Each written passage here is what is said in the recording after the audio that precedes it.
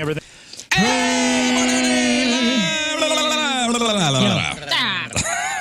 That's what I'm saying, Liv. Yeah. Good morning, everybody. Good morning. Top of the morning to you. We made it. Something's not right here. Something's not right. What's going on? Oh, here you go. Control Alt Delete. No, that's right. Okay. That do anything? Hate when people touch things. Blame Donnie. He touched the board last. Yeah. He's totally a toucher. Yeah, Donnie touches everything. Dude, he's a toucher. God, Donnie just comes in here and just touches things. No, sometimes like overnight, and Moon can attest to this, I feel like there's like some kind of like gremlin that comes in and just it's the switches things around. It's the Rizlin. It's like a troll. Gremlin, yeah. But it's only here to harass you. He comes in and he just presses different buttons and then leaves. There was one point that there was there were so many things moved or messed up. You actually, I think, at one point, this is in the old studio, you said, "Do you think the guy that's coming in here and taking the trash out is just like pushing buttons? Maybe just like mashing buttons." Oh yeah. I don't know. I was gonna start setting traps. Well, just all those buttons there are very tempting. Yeah. Oh yeah. Yeah. You know, we have a big soundboard in here with many buttons. A lot of buttons on this board. A lot of lights. There's two types of people in this world. The one type that comes in and looks at that and goes, "Ooh, no, I'm afraid of that." Even if you tell them, like, "Here, okay, I need you to do this," they're like, "Oh, it's the radio. I don't want to mess anything up." Yeah. And the other people are like, "Ooh, something. Lights and faders. Ooh, something I could touch." I like the blue lights better, so I try to turn them all to blue instead of. No, it's all right. That's why you sit over here. Yeah, everything's fine. And that's on. For Everything's everybody fine. else. I do love in the morning. There will be, Rafe will try to be typing out something and some either commercial or songs coming on full blast in here, and every time he's like, "Can you come over here and help me turn that one down?" He's always so scared he's going to turn it down up there. Rafe will come around here and not know what's going on. I'll come in the studio and he'll be in here, and I'll go straight over there and I turn the volume off, because I don't need music at 5 a.m. And he's always every single time he goes, "Thank you." Maybe I'll show him one day how to turn. Put like a Post-it note there. How to turn the speakers down in here. Yeah. Just one simple fade. It's one little fade. Liv, thanks for coming in this morning. Of course. Once again, Lern is out today. Rafe is out today. So yesterday when we got on the air, the big story locally was that sex offender who wandered away from Mercy South and was missing. They put some schools on lockdown. I think they had a bird out looking for him and everything. Oh, and it was a massive, massive manhunt for this guy. And we still don't have much detail as to how he got out, like how he escaped custody. This is a guy, a sex offender, who was transported to this hospital for some reason. You would think someone would have an eye on him. Yeah. You would think. This guy's serving 30 years in prison. Well, the good news is he's been caught. So they got him last night at 8 o'clock. And, man, there's a part of the story that just confuses me. Well, there's a lot that confuses me, and they're not really saying much. There's one part. Apparently, during this guy's time on the lam, he stopped and took a selfie with a woman. And the woman posted the selfie on social media. So the woman took the selfie with him. Yeah, must have been. Because when you first said it, I thought, well, how did he get a phone and why is he taking selfies? I thought he was arrested and it was a police photo. No. No. So it was. Oh my! You saw the picture, right? I saw the picture. Yeah, they've been flashing it up on the news now. And well, they have her face blurred out, so you don't know who the woman is. Right, but she's like this, kneeled down, like, "Hey, it's the guy from the news." Oh, it's a celebrity. Is that what I'm seeing? Don't know. They're not saying anything. That's exactly what I think. But he had a surgical mask on that he pulled down. To take the selfie. Well, here's the story. I hope she got a reward for that. I'm going to read this straight from STL Today, the website, St. Louis Post-Dispatch. Child sex offender captured Thursday night after escaping from a St. Louis County hospital, leading to a manhunt that transfixed much of the region as schools kept kids indoors. Helicopters circled the city, and officers with guns drawn and a hound in tow flooded Tower Grove Park. Tommy Wayne Boyd, 45, was captured without incident around 8 p.m. near the Kenrick Plaza Walmart in the 7300 block of Watson. It seems like it was in front of a Deerberg's. Okay, yeah. There's a grocery store there. Is there a Walmart right there too? I guess. Yes, there's a. I guess so. Yeah. That's over by the old theater. How far is that from where I he mean, escaped from? He if walked you're away walking, from Mercy Hospital that's South far. on Kennerly. If you're walking, that's far. Here, I'll show you on the map. So 7300 block of Watson from Mercy Hospital South on Kennerly. So he walked away just before 4 a.m. Thursday while being treated for an unspecified illness. You mean he was sick and he was out spreading whatever he had? He wore a What mask a ish. stinker. Come on. You'd think this guy would have some kind of decency. Come on. I hope The nerve. he probably just saw a movie too in jail where the guy pretended to have a sickness and they went to the hospital to escape. This guy's a monster, by the way. And if he got hit by a car on his way, out and about on Thursday, it wouldn't have been sad. Like if he would have been smoked by a truck on Watson somewhere. It would have been a shame that the truck had a mess on it. Right. We So got he was heading east. Look. and we got to take that to Waterway. So here's Mercy South, right? Down by, Tesson Ferry, that kind of area. He had to go all. I mean, if he's walking, Click the walking. Oh, yeah. Click the walking directions. walking directions. Oh, I see. Okay, so that's 7.3 miles. It's a 2 hours, 20 minutes. 2 hour, 20-minute It walk. took I think it was 16 smart though. Hours to Instead get of going caught. towards the woods, he went where there's more cameras and people. I thought that was a good idea if you're trying to hide. So all you had to do was walk down Sappington. Huh. Yeah, so Oh, he just somebody looked on cruised up there. KSDK. Somebody said KSDK's got a Lern information. So okay, so here's I'm trying to guess. Somebody recognized him and said, "Whoa, that'd be a cool selfie." Or was it the I don't have time to call the police and I don't know what this guy's going to do if he sees me on the phone real quick, so maybe I'll take a selfie and post it and be like, "Hey, this is where this guy is." Yeah, but like, what is he thinking? Like, is he thinking, "Oh my gosh, this girl's a fan"? Like, Unless she was smart. I don't know. Is just her in there, or does she have someone else with her? Okay, but It just Because looks- it could have been one of those things where she was with people like, Oh, no. hey, everyone get in. And Okay, let's so do a- Yeah, it's just those two in the selfie. So he walked away from Mercy Hospital South in Kennerly just before 4 a.m. Thursday while being treated for this unspecified illness. The resulting search spanned more than 14 hours, stretched over much of South St. Louis, and included at least 4 police agencies. A spokesperson for the Missouri Department of Corrections would not answer questions about how he escaped, instead referring a reporter to St. Louis County Police. County Police said answers about Boyd's escape would have to come from the Department of Corrections. Nice. So, yeah, go ask them. No. Go ask them.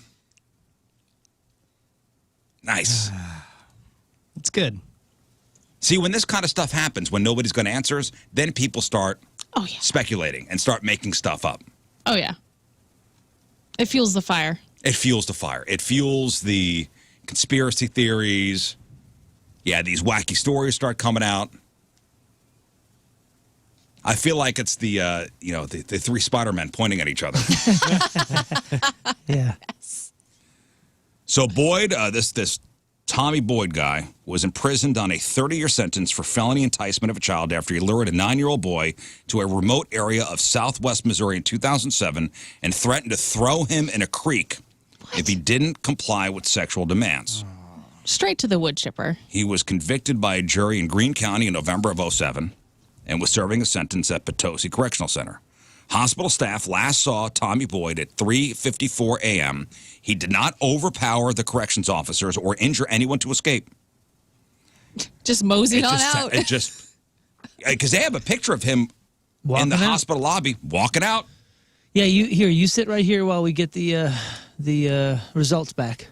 Okay. We'll be back in a few minutes. Don't worry, guys. Oh, you will. You could go get coffee. I'll stay here. Was he yeah. walking with a clipboard and a ladder? No, it didn't look like it. Yeah. He didn't even need a ladder. to get Actually, he out. probably did the opposite. He's like, hey, officer, I will go get you a coffee because I'm a good guy. Yeah. I'll be right back. Yeah. You guys stay here. Woo! I This think is so there's cool. a Dunkin' Donuts open. I'm changed. There are no I'm a new officers man. in the photo. There's what? There are no officers in the photo. He's literally just walking through an open lobby, just heading out. Heading out. I'll Walking see you. out. See ya. And I hope Right. I really, in the back of my mind, I just hope he pointed in the opposite direction and like said, hey, Elvis. And everyone looked and he just what? snuck out and went down the steps. And he was gone. You can't tell how fast he's walking, but he doesn't seem to be It looks like a normal gait. in a jog. Yeah. Or like, his fists balled up running. He doesn't look like this looking backwards or any of that kind of stuff. Just seems to be strolling. Was he do you think it was one of those things where he saw an opening, had no game plan, was like, you know what, I'm just going to get outside for 1 minute. I know I'm going to get busted today. Listen, this is what we're doing. We're speculating. Huh. This is what happens. This is what we're supposed to do. This is where conspiracy theories come in. I mean, I think that's fairly likely. He's like, well, I'll see how far I can get. And if they catch me outside, I'll just say, I catch me outside. How about that? Yeah, I don't know if this is true or not, because there's air. a bunch of people that have sent us instant feedback saying one officer was sleeping and the other was in the bathroom. Wow, this is, what is it, a cartoon? This is a Reno 911 episode. New boot goofing. Wow. Wild. This is a dangerous sex offender. Yeah. New job looking. Surveillance camera showed him walking away from the hospital wearing a black sweatshirt, shorts, a black jacket, and orange slippers. He was supposed to be under the supervision of 2 corrections officers from the Missouri Department of Corrections. The Department of Corrections has not said what the officers were doing when Boyd escaped. St. Louis County Police were told of the escape about a half hour after he was last seen at the hospital. So he had a half-hour head start. Let me see I guess one of the spokespeople said we're not clear yet on how he escaped, but he was definitely in the Department of Corrections custody. Around 1 p.m. Thursday, police had released a photo of Tommy Boyd that appeared to be a selfie he took after his escape. A woman who was in the photo with him may have posted it to social media. So she posted it just to social, not like, hey, cops. Again, they're not saying anything. This is so... But if you look at the picture, it looks like a picture of a picture. Hey, you know what? That actually brings up you're right. a good point that I don't think I've ever thought of before. Is there there should be like a basic cop text line, like a police text line. And maybe I think there is now. Can you just can you just text 911? I believe, and stop me if I'm wrong, I believe that is now a thing. What, texting 911? I believe that is. Can you text 911? I mean, I almost feel like there should be somebody. We have the technology. Like a dispatcher that's dealing with texts only, or text or emails, or some sort of. I mean, we communicate so much, especially younger people communicate so much via text rather than phone, and there's got to be a ton of utility to having a direct line that everybody should know, like a total ubiquitous number that everybody knows, right? That you can just text. Well, the big complaint in St. Louis City is, people call 911 and it's not staffed like it should be. And that number will ring and ring and ring, or you put on hold, or... So texting seems to be a better solution. Yeah. Or now you have to have staffed somebody to read those. According to Missouri911.org, it looks like county text to 911 status is pending for St. Louis. St. Charles, you can. And it says a dispatcher will text you back, and it just works like normal text messaging. It's the first 50 numbers in pi, right? 3.14, blah, blah, blah, blah, blah, blah. I mean, how have we not done that? To go. We've been texting now, very consistently for a number of decades. And I feel like that, if I got somebody on my tail trying to kidnap me or something, it's a lot easier to discreetly be like, help, through a text than to call a dispatcher. Wouldn't you think? That's a and it gives you an option to ping. Oh. Help, ping. Okay, here's where I am. Here's my location. KSDK's got a little more info on how he got out. Oh, man. All right, give it to me. What do we got? This involves stealing keys. Whoa. Oh, no. Okay, he had a little plan. Let's see. All right, according to the department, Boyd had been transported Wednesday to the hospital from the Potosi Correctional Facility for treatment. Hospital staff last saw him at about 3:55 a.m. Thursday. He was reported missing shortly after. Surveillance video shared by the St. Louis County Police showed Boyd leaving the hospital and traveling in an unknown direction at 4 a.m. A law enforcement source told 5 on Your Side, which is KSDK, that Boyd escaped when one of the 2 guards assigned to watch him went to the bathroom and the other guard fell asleep. Boyd then lifted the key off the sleeping guard, uncuffed himself, took the guard's jacket, and walked out. Whoa. Isn't that what happened in the Santa Claus when Tim Allen was in the jail and then the elves took the keys? This is out of a movie. Yeah. Man. I mean, he can't really get in trouble for that part, right? That's clever. It's also he's helping us Took get his stronger jacket. security. Took the key off his belt while he was sleeping. Took the key off. Yeah, took the key off. It's a heavy sleeper. Lifted the key off the sleeping guard, uncuffed himself, took the guard's jacket, and walked out. I bet This you he is, wasn't sleeping last night. In what is it? Hot Shots Part 2. Whenever he has the broom and he's trying to get the keys from the sleeping guard, and he hits like the fan and it's, like everything else. Well, imagine him trying to take the jacket off the guard, just like with 2 fingers, just like lifting his arm up and sliding the jacket. I'm sure the jacket was maybe on the back of a chair. I would hope so. Boyd told police he was going to try to get the gun from the holster, but was afraid that would wake him up. Man. Jeez. Moments before his arrest at the grocery store, he was at a person's house in Shrewsbury where they had a dispute when he left. So he went to a house. When he left on foot, she called 911 and trailed him in her car from a distance while giving police his location. Who is The this? relationship between the pair was not immediately clear. Wow. Officers released a new photo of Boyd reportedly taken after he escaped.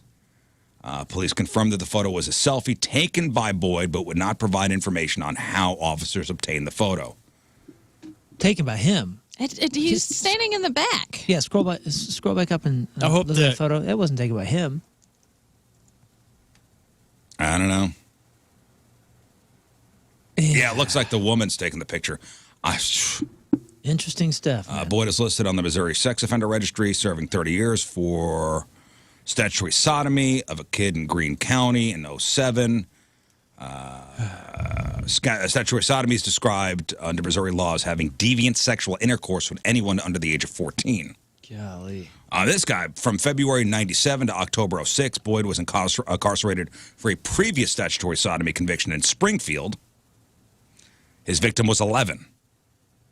Yeah, bad dude. Again, if he would have gotten smoked by a truck, would have felt bad for the truck. Yeah.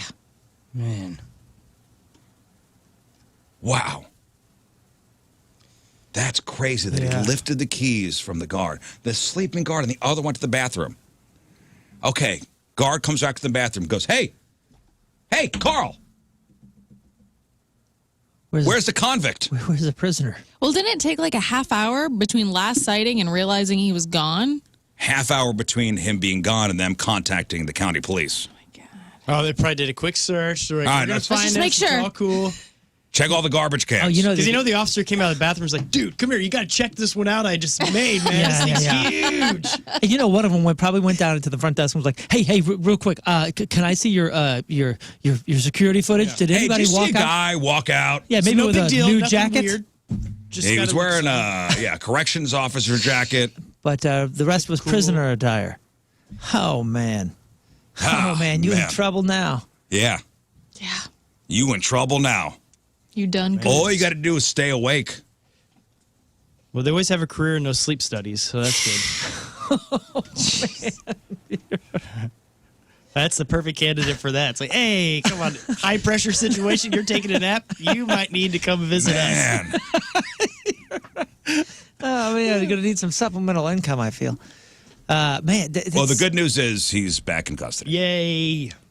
Holy smokes! I feel That's like it's wild, straight man. out of like a Hanna-Barbera cartoon. This is the lifting of the keys thing. It's a comedy. Yeah, it's happened in every Western. They sneak out of the little Sneak out of the cell. jail? Doo-doo-doo. Golly, dude, that's amazing. Go take a selfie. Yeah, well, thanks to everybody who's yelling at me to look at the KSDK article. Got Yeah. it. Thank you. Did it. Well, I'm glad. Nice work catching them. Yeah, good work, boys. We got him. I hope the nap was good. We got him. Now I want to find out about this selfie, Yeah. what that's all about. That's bizarre. Hey, tomorrow is the first day of fall, guys. Ooh, yay. Tomorrow, first day of fall. Here's what you need to know. Autumn officially begins at 1:50 a.m. St. Louis time tomorrow. So really late overnight tonight. The autumn equinox occurs when the sun moves directly over the Earth's equator, bringing the same amount of daylight and darkness on that day. So we should get around 12 hours of light and dark tomorrow. Meteorologists and climatologists split the year into 4 meteorological seasons, and according to them, fall began on September 1st, but who cares about those nerds? Now, there's going to be a special full moon next week. It's called the harvest moon. It'll occur at 4:58 a.m. St. Louis time on September 29th. Sweet. It's also the fourth and final supermoon of the year, which means it will appear slightly bigger and brighter than your average full moon. And finally, if you hate fall for some reason, winter will start on Thursday, December 21st. Are you a fall fan, I'm a big fall fan. being from the Northeast? Yeah, I like fall better here, though, because in the Northeast, it can snow and be gross in the fall. So this is kind of nice. Yeah, but up It's where you're from, manageable. Maine, I mean, it's pretty. peak. It's pretty. It's The getting trees to have be already peak. turned, right? You do. You have a Fall. small window, though, to enjoy the foliage and the pumpkins and all that. Do people from Portland, Maine get pissed when people flood the cities just to look at the leaves? Those are leaf peepers, and yes. Leaf Leaf peepers. They are the worst. I love that. Damn leaf peepers slowing down Route 1. Yeah, heaven forbid people want to see awesomeness. Man, You know, somebody visit did our state. somebody conducted a study. Well, you know, a lot of people, especially in quaint towns that would be, you know, hidden by woods most of the year. Yeah. But they don't like. But you know they what don't you're like getting outsiders. into. Hey, take advantage to have a pop-up shop. Sell. They gourds don't or like something. outsiders. They come here, they mess up everything. They leave the garbage. It's okay. Sell gourds or dream catchers or something. You can take advantage. Gourds I and get it. catchers. I don't know, man. Dude, I get it. We're happy up here just by ourselves. That's why we moved here. We don't want the city folk coming. Heaven forbid a brief influx Heaven of money. forbid. No, because then this is why people get mad, is because the city folk come and then they buy property, and then we can't buy property in our own state, and then they start living there, and then they run for the government, and then they just turn Maine into New York City. See, And that that's what we reminds me don't of- Then want. here becomes there. Yeah, this reminds me of that's- Missouri, how people from Maine move here and start buying up property. I haven't bought property Yeah. yet. That's a good Maybe you gripe. now live out in Wentzville. I am out in Wentzville now. Yeah, she moved Renton. out. She moved out to Wentzville. Yep. Moving on up. Super far away. Cross the river, huh? Yeah. You want to cross the river? Wow. Well, my boyfriend and we moved in together, and he works out in Columbia. Oh, So, Columbia, man, that's a drive. yeah. oh, he works out in Columbia. He works at University Hospital at Mizzou. Well, that's a nice place. So that's what, an hour and a Kept my half. dad alive a lot. Yeah, it's about an hour 20. Woo, man. That's So a I big commute. get a 40-minute commute, and he has an hour 20. That's a lot of but- miles. Ain't nobody walking out of there. Still complain. You should complain about yours every day, though. Okay, so somebody conducted a study to figure out the best states to visit this fall. And get this, the number one state to visit for fall. And they're considering all these different fall factors like fall festivals and outdoor attractions and apple orchards and corn mazes and pumpkin patches and wineries and cideries and hay rides, parks, camping, and weather. The number one state to visit this fall is California, which Boo. that they don't even have fall. That's. They don't even have fall throughout most of the state. I was going to say New York because of upstate. Most or of something. California has 2 seasons, summer and not summer. It's spring. Right? Every day is spring there. Yeah. Unless you're in a desert, then it's summer every day. If you can't wear a sweater, it doesn't count and be comfortable. No, that's not fall. New York came in second, followed by Washington State, Michigan, Pennsylvania, Vermont, Oregon, Colorado, Minnesota, and Maine. Woo. Yay. Pumpkin Fest. Deal. The These worst people. state to go to in fall is Louisiana, followed by Oklahoma. Hey. Now, Maine, by the way, has the second most hay rides per capita. Oh, right. Oh, interesting. Maine has the second Hey. most hay rides per capita. It's also covered by the most forest land. Oh, yes. Missouri is 24th on the list of us, so we're right in the middle. No leave peepers here. Nope. Right in the middle as far as best states to visit this fall. Missouri is one of the states that has the most fall festivals, but that didn't really mean much in this particular study. My hometown in like the last 10, 15 years has really exploded in the fall because we have Pumpkin Festival. And I think I've talked about it on here before, where we have the Pumpkin Regatta, where you get into pumpkin boats and you race in the river. And that brings in Yes. thousands of people. Yes, I've seen pictures of that. Like real Yeah, pumpkins. they hollow out pumpkins. I did it. and I you sit- participated. I paddled my own pumpkin in the river. That's What? cool as heck. Yeah, there's cool pictures of it. Like There's I mean, video. You sit yeah. in the pumpkin. We've got rivers here. We What are should we do that on the doing? Missouri and the We don't have Mississippi. big pumpkins, though. I need that. So if you're somebody who always looks forward to fall, then this is for you. How would you like to have 2 falls a year? Okay, I'm in. Bear with me. This is fairly crazy. A guy in Delaware, his name is Tom Sherman. He started the newcalendar.com. The newcalendar.com. Wait. I think I know who you're going to talk about here. very interesting. He's planned it out perfectly. Yes. So like what they claim the old history used to have. So you've heard of this guy. I'm going to buy one of his calendars to support him. This thing is awesome. You're a subscriber already? He's an acolyte. I'm in. It makes way more sense. He goes, I've never seen this guy go, wait. Well, October, what is that? It's 8. Why is it the 10th month? You know, like all that kind of stuff. Oh, that guy. Oh, yeah. Okay. You've heard of this guy? I have heard of that guy. Yeah. Scott's all in. Because Julius Caesar. Once you start Julius pointing Caesar things took out. over July, he changed that to his name. Once you start pointing it out, it all looks senseless. And then you go, wow, I've just been duped. The whole world is a lie. This is amazing. This is a ridiculous place. And every Tell month me has more. 30 days. But let's hear it. I want to hear the whole thing. I'm getting his calendar. You've never seen that video? It caught heat for a second. He was talking about October. Oct means 8, but that's our 10th month. And then December, that's 10 means, but it's our 12th month. And he just goes through the whole thing. It's like, none of this makes sense. This is why it did make sense. And then we've totally screwed it up. This is what we should go back to. And some of the points are pretty compelling. Yes. Well, compel me. I didn't do the video. Look it up yourself. All right, here we go. So he wants to abandon the current system, the current calendar system, and switch to a calendar with 5 seasons: winter, spring, summer, autumn, and fall. Oh. And he does not think our current calendar makes sense because the seasons aren't equal. Summer's 94 days, winter is just 89. So in his system, all 5 seasons, winter, spring, summer, autumn, and fall, are exactly 73 days old. He's like 73 days long. He's like leap year in the seasons for us. Interesting. Yeah. Currently, fall lasts 90 days, but on his calendar, fall and autumn make up 146 days, or 40% of the year. So fall and autumn would run from July 28th through December 20th. When's summer? According to his calendar? May to July. Yeah. That doesn't, no. Now, none of this is practical, of course, and there's no chance we're going to do this, so why bother? Partly because he's annoyed that we have to buy new calendars every year. And he worked it out so so in his system, you just have to buy one and then use it forever.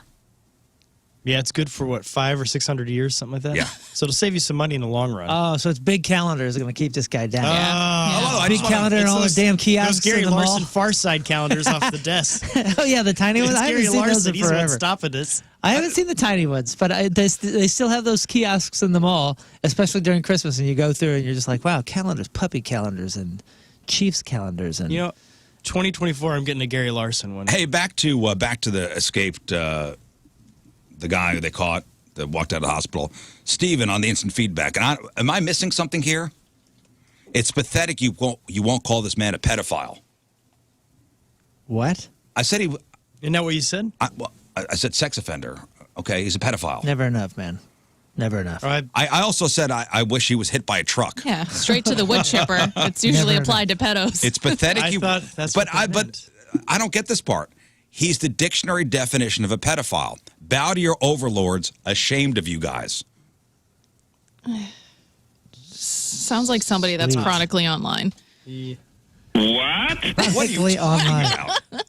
I mean, didn't you hear? I guess we didn't actually say. In my mind, we said pedophile. I'm sorry, though. he's a pedophile. Yes. All right, well. I feel like it's inferred. Uh-oh. A child's involved. My tends to mean. corporate overlords are going to come in and take me out of here because I called him a pedophile. What? I don't know. What? What? What? What? I don't understand. Steven, what did I do wrong? You didn't say the thing. It's that you never are right and do it their way. Okay. I mean, I guess maybe folks are. I thought we did say pedophile, but probably didn't. But maybe folks are afraid that if you just call him a sex offender, it makes it. It could. It's an overall thing trying to loosen that whole soften? pedophile. You literally sex went. offender's still awful. You literally went into the details. You said the ages. What he did. You said the ages of the conviction from now and from '97 in Springfield. I mean, I don't. What do you want from me? There's something with child involvement that's the reason he got. Okay, he's a pedophile. Triggered. Okay. Kayla says regarding text to 911, I'm a 911 dispatcher and can say it's coming soon for the area, but it won't ping your location like a phone call would. So just texting help will get you to us, but not your location or what's going on. Wouldn't it be great though if you could drop that? If you Right? could drop the pen. Share my location. Yeah, help me drop the pen. But if you're being followed, don't be discreet. Visibly calling 911 can actually make the person leave you alone. That's I've heard that too, actually. Yeah. Or like the horror movies tell us, if you're caught on the phone, they're just going to kill you. Yeah, you're supposed to take your top off, run upstairs. Be weird. It tends to help keep you safe. Someone's in the house. Run upstairs. Draw attention to yourself, which is something that they wouldn't want. Huh? Yeah, they'll target you if your head's in your phone all the time. Oh, yeah. It's head on That's a how swivel. I was mugged. You were mugged? I don't want to go into it. Okay. But yes, I wasn't paying attention. Well, now you know. I was not paying attention. I've told the story before. I wasn't paying attention. I was walking. It was late at night in New York City. Ooh. I just parked. I was dating my wife at the time, parked her car about 4 or 5 blocks from my apartment. I was not in a great neighborhood. Did not live in a great neighborhood. Was not paying attention. I dropped her off. She had to go to the can. I was like, I'll park your car. Don't worry. I'm on the phone with her saying, hey, babe, I just parked the car. I'll be there soon. As 2 gentlemen are walking towards me. I'm then tackled into a dark alley. That's so scary. Phone goes. Shh. Phone flies out of my hand. Knife to my throat. Give me your stuff. Jeez, Rizz. My first instinct is just, hey, don't take my driver's license. I don't want to go into the DMV. It's smart, man. If I was Literally, a mugger, I'd respect literally that. the first thing I thought of. It's like we hear this from every New Yorker. Have you been to the DMV? Yeah. It's a nightmare as I have a switchblade to my throat. I like how the rest of the country yells if that happens, but in New York, everyone's like, just don't take my license. You could take everything else. I had $60 on me. Go ahead, man. It was a radio station issued cell phone too. Take that too. Yeah. Have fun. But don't take my license, buddy, please. Have a heart. Did he leave you with your license? No. He took my license too. Tragedy. The worst part of the story is, now you made me get into it, damn it. It's not the getting mugged part. It's after I got mugged, they ran in one direction, the 2 people that mugged me. I ran towards my apartment. Coincidentally, somebody had called the police saying there was a man running down the street with a gun. And there I am, running down the street, when an unmarked police car then drives onto the sidewalk. No. An undercover New York City police officer then shines a spotlight on me, gets out of his car, gun drawn, My God. and says, get up against the effing wall. What is happening? No. What's happening? I'm the good guy. Oh, I'm so sorry. He starts patting me down. And I go, I was just robbed. I was just robbed. And he goes, get in the car. Oh, no. Get in the car. The best part is yet to come. It gets better. He puts me in the car. And I go, we got to drive by my apartment. My girlfriend, now my wife, she doesn't know what's going on. She's now sitting on the front stoop. This is like 15, 20 minutes later. All she now sees is police lights. She thinks I'm dead. Because the cell phone went dead after I was talking to her. Yeah. She's on the front stoop of the apartment crying. Cop car pulls up. And this is an unmarked car with the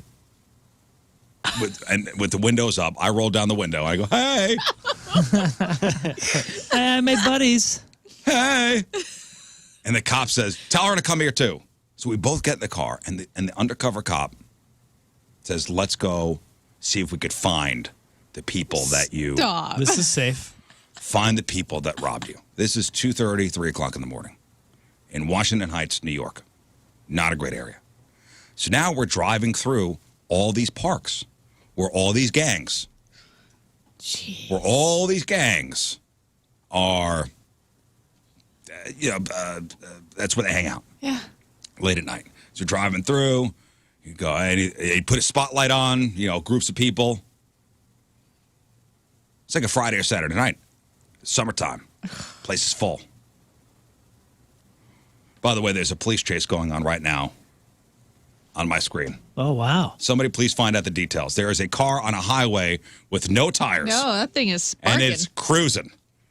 There is a car on some highway with no He went over front, some strips, probably? with no I would front left imagine. tire. Wow. Anyway, Looks like an Altima. Ooh, they got the cool truck. Okay, so now we're cruising through these parks, and the officer's like, "Does that guy look familiar?" No. Oh man. Does that guy look familiar? No. I hope he's on the CB the whole time talking. Oh no. Hey, Mr. Rizzuto, does this guy? Oh no. Scott Rizzuto. No. So we get to a group, and hey, any of those guys look familiar? I go, I don't know. I go, good enough. He gets out of the car. Everybody's now up against the hood of the car looking at me. Stop. This is so good. That's out of a movie. As he's patting everyone down. As he's doing searches on everybody. And all of them are up on the hood of the car. There had to have been like 5 or 6 gang members. Just staring you down. Like Dominican gang members. Wow. Hands on the hood of the car. Now, the only part of the car that's not tinted is the front windshield. Of course. And here I am. Just looking like an idiot. Hey, fellas. Hey. Hi. Nice shirt. Remember me? Cool night to be out at the No, park. we didn't find the people that mugged me. I finally get dropped off my apartment as the police officer's yelling at me for living in that area. You got scolded? Oh, yeah. Yeah. He goes, why do you live here? Yelled I at go, him. it's what I could afford. Why are you poor? It's what I could afford. Ooh. And there was somebody in the building, somebody that my roommate and I became friendly with, that said, listen, you cannot show your face around here. Like, you're gonna need to stay somewhere else. Probably for the next couple of weeks. You're going to have to wear a grocery bag over your head for a while. Luckily, my girlfriend had a really sweet apartment. Nice. So I stayed at her place. But yes, that's what happens when you're walking on the street, not paying attention. Head on a swivel. Man. Turns out the mugging was fake. It was a story he made up just so he could move in with his girlfriend at the time. Smart. Just kidding. You know, that's a good idea. End of the story goes like this. Months later. Months. I'm back at the apartment. There's a knock on the door. Somebody I don't recognize. So, of course, I open up the door like an idiot. And this man is holding my driver's license. No. He said, I found it in Brooklyn, New York. I found it on the street, and I'm returning it to you. What? And I said, damn it, I already went to the damn thing. You can keep it. Damn it. But he found it in the gutter. And he hand-delivered it? Hand-delivered it. Didn't That's just very pop it in sweet. the mail? That's weird. Hand-delivered. Did I give him a reward? Thank you. I gave him a thank you. You could have gave him your table. Thinking about it now, probably should have gave the guy a couple bucks. Yeah, you could have I gave was him in such shock. sweet table you had to the I cardboard. didn't really one. have much furniture, Scott. Yeah, he did come pretty far to He deliver that. He may have been in the area. Oh, sure. I don't care if you're like, I Yeah, mean, you maybe look my familiar. direct neighbor I'd walk over to, but other than that, I'll just mail it to you. Did he look familiar? The police chase just ended, by the way. Oh, and where was that? I really couldn't tell. I was too It busy looked watching. like a rural, I was, like a rural road. I was too busy watching the tires and the wheels flying off of the Altima. And then Yeah, the guy must have probably run over spike strips. couldn't go any further. Um, Stopped, and they're all right there. Anyway, that's the story of me getting mugged. Hey, by the way, back to this calendar thing just for a second. I was trying to find this video. I got to find it. I'm going to send it to you, Liv, and we'll post it. Yeah. But it talks also about how like the old calendar and the new calendar should start in March. Like the year should start in March because think about January. Like we're trying to like have this renewed. Like it's a new year, it's a new this, but we're in the dead of winter Yeah, and we're it's about really to go bizarre. through winter. Like Okay. psychologically speaking, it's actually bad for us to try to do this like restarting and regeneration and like a new birth type of feel when none of that is happening around us. But you start that in March, first day of spring or whenever it is, and think of the psychological effects that might have on people that are now like attacking a new year and resolutions and business plans and this and Yeah. that and school year opens and like everything. That makes sense. I like that part. There's a lot of compelling arguments in it, which will never happen. I'm sure. It'll never happen. Yeah, big calendar's got control of stuff. Big so calendar, we need to buy a new pockets. one every year. those kiosks, they'll take you down. When was the last time you actually bought a physical calendar? I haven't had to because we've Everything's either, on your phone. We've either made them here or I've been given some. But I do have. So I guess I'll say last year my wife got me that real nice physical book, note keeping thing and calendar, and I use that every day now. That's a big deal. That's something I kind of like pushed against in my youth. I was like, oh, I don't need this. And then when we got a phone, I was like, I don't need a calendar. Writing stuff down has helped me really organize my life. Hey, a couple years ago, remember NFTs? Oh, yeah. These, by the way, these Still are my big. Friday leftovers. I'm just getting through all the stories I never got to. People made big money. NFTs. I'm sure they're still making big money on the Bored there's Ape. some big things that are still going down. Liv, do you remember what NFT stood for? Something fungible. Non-fungible token. Yeah. Which I still really don't understand what that is. I don't either. It's the mushroom I've never tokens. understood it. Non-fungible token. And back in 2020, 2021, huge, right? Huge. Yeah, I think April of 21 is when it hit, and they say that April 22 is when it peaked. NFTs are digital representations of art or collectibles tied to a blockchain, typically Ethereum, and each one has a unique signature that cannot be duplicated. So it's basically a digital picture or Yeah. digital something that is yours and yours alone. So anytime they use, and they could be videos too, right? I think so. I'm not really sure. Yeah, they could I be think it little could be clips. kinda anything. A little GIF. Yeah, it could be a GIF. It could be I think it could be videos. It could be a digital piece of art that is yours and yours alone. And anytime that thing is used, you should get paid for it because you own it. Those are NFTs. In 2021, 2022, the NFT market saw a huge bull run.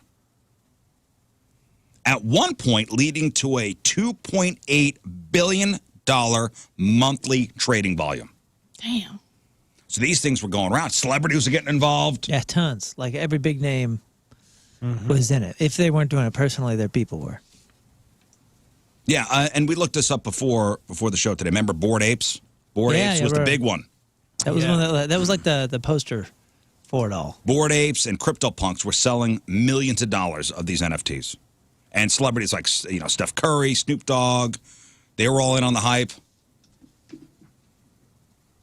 CryptoPunks. A study looked at the price of thousands of collections. Okay? Thousands of collections. Remember, these were huge back in 2021, 2022. So a report showed that out of 73,257 NFT collections, the researchers looked at 69,795 of them are worth nothing. So basically, 95% of NFTs are worthless now. 95% of NFTs are completely worthless. This is going to sound weird, but I wonder in any collectible market if that's a similar stat. Where if you have baseball cards, if you have whatever, if only 5% are worth something and the rest are end up Maybe dropping. So if you spent a good chunk of change in buying an NFT, because I'm going to sit on this and this is going to be our future, Man, what a hustle. 95% are worth zero. Zero. Yeah. Nothing. Not even a cent, huh? That's wild. And by the researchers' estimates, around 23 million people hold these worthless assets. 23 million people bought NFTs. Oh, yeah. who are these people? The daunting reality should serve as a sobering check on the euphoria that has so often surrounded the NFT space. This is what the researchers said. Amid stories of digital art pieces selling for millions and overnight success stories, it's easy to overlook the fact that the market is fraught with pitfalls and potential losses. Wow. Yep. And the boom of the NFTs coincided with, cryptocurrency's peak. So remember, back then, Bitcoin was like $70,000 a Bitcoin. Yeah. Do you know what it is now?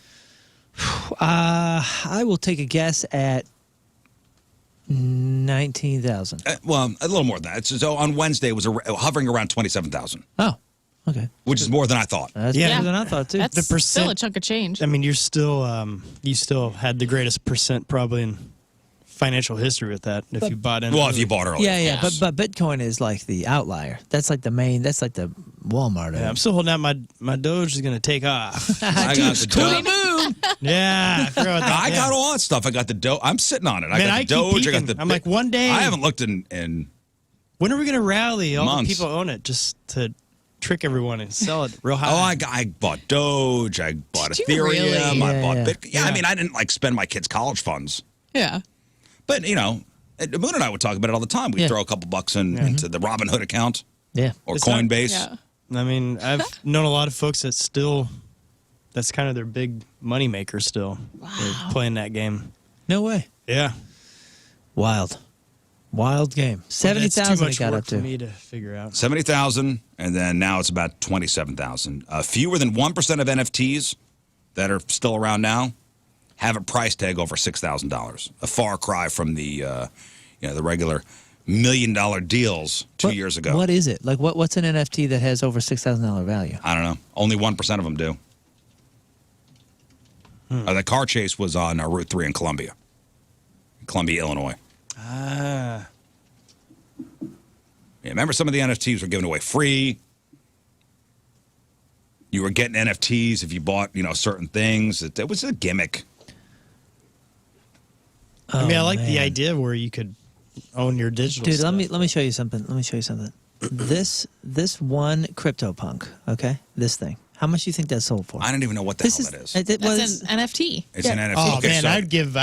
I mean, this is like a 25 pixel-made thing you made in Microsoft Paint. it's a pixelated in 97. I could like make it. head that's like green that Yeah. looks like red bloodshot eyes. Yeah. It's a eyes. bad creeper from Minecraft. This particular CryptoPunk sold for $4.4 million. And now what is it worth?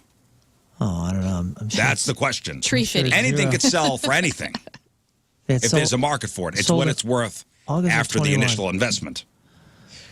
That's what I care Gosh, dude. And look at this one. Here, I'm gonna go down to number 1. That was number 10 on the list. The number 1 was this thing. No justice, no What? peace. NFT. Somebody paid $100 million for it. $100 million. I still don't understand it. Who the? Wow. Listed for an original price of $1. What? Oh, it's a 3D artist. based in Brooklyn, New York. So somebody paid $100 million for that NFT. Wow. Listen, I still am pretty ignorant on how it all works. All I know is what I read, that most of the stuff is worthless. And a lot of people were buying into that hype. And a lot of people were in my ear going, dude, you need to get NFTs. You need to get NFTs. This is the future. It's going to be worth so much money. Just sit on it. Nope. Holy cow. Nope. A lot of people got suckered into buying and spending a lot of money. 95% And now totally looking worthless. on September 22nd, 2023, those things are worthless. Yeah, and it kind of reminds me of those either from film.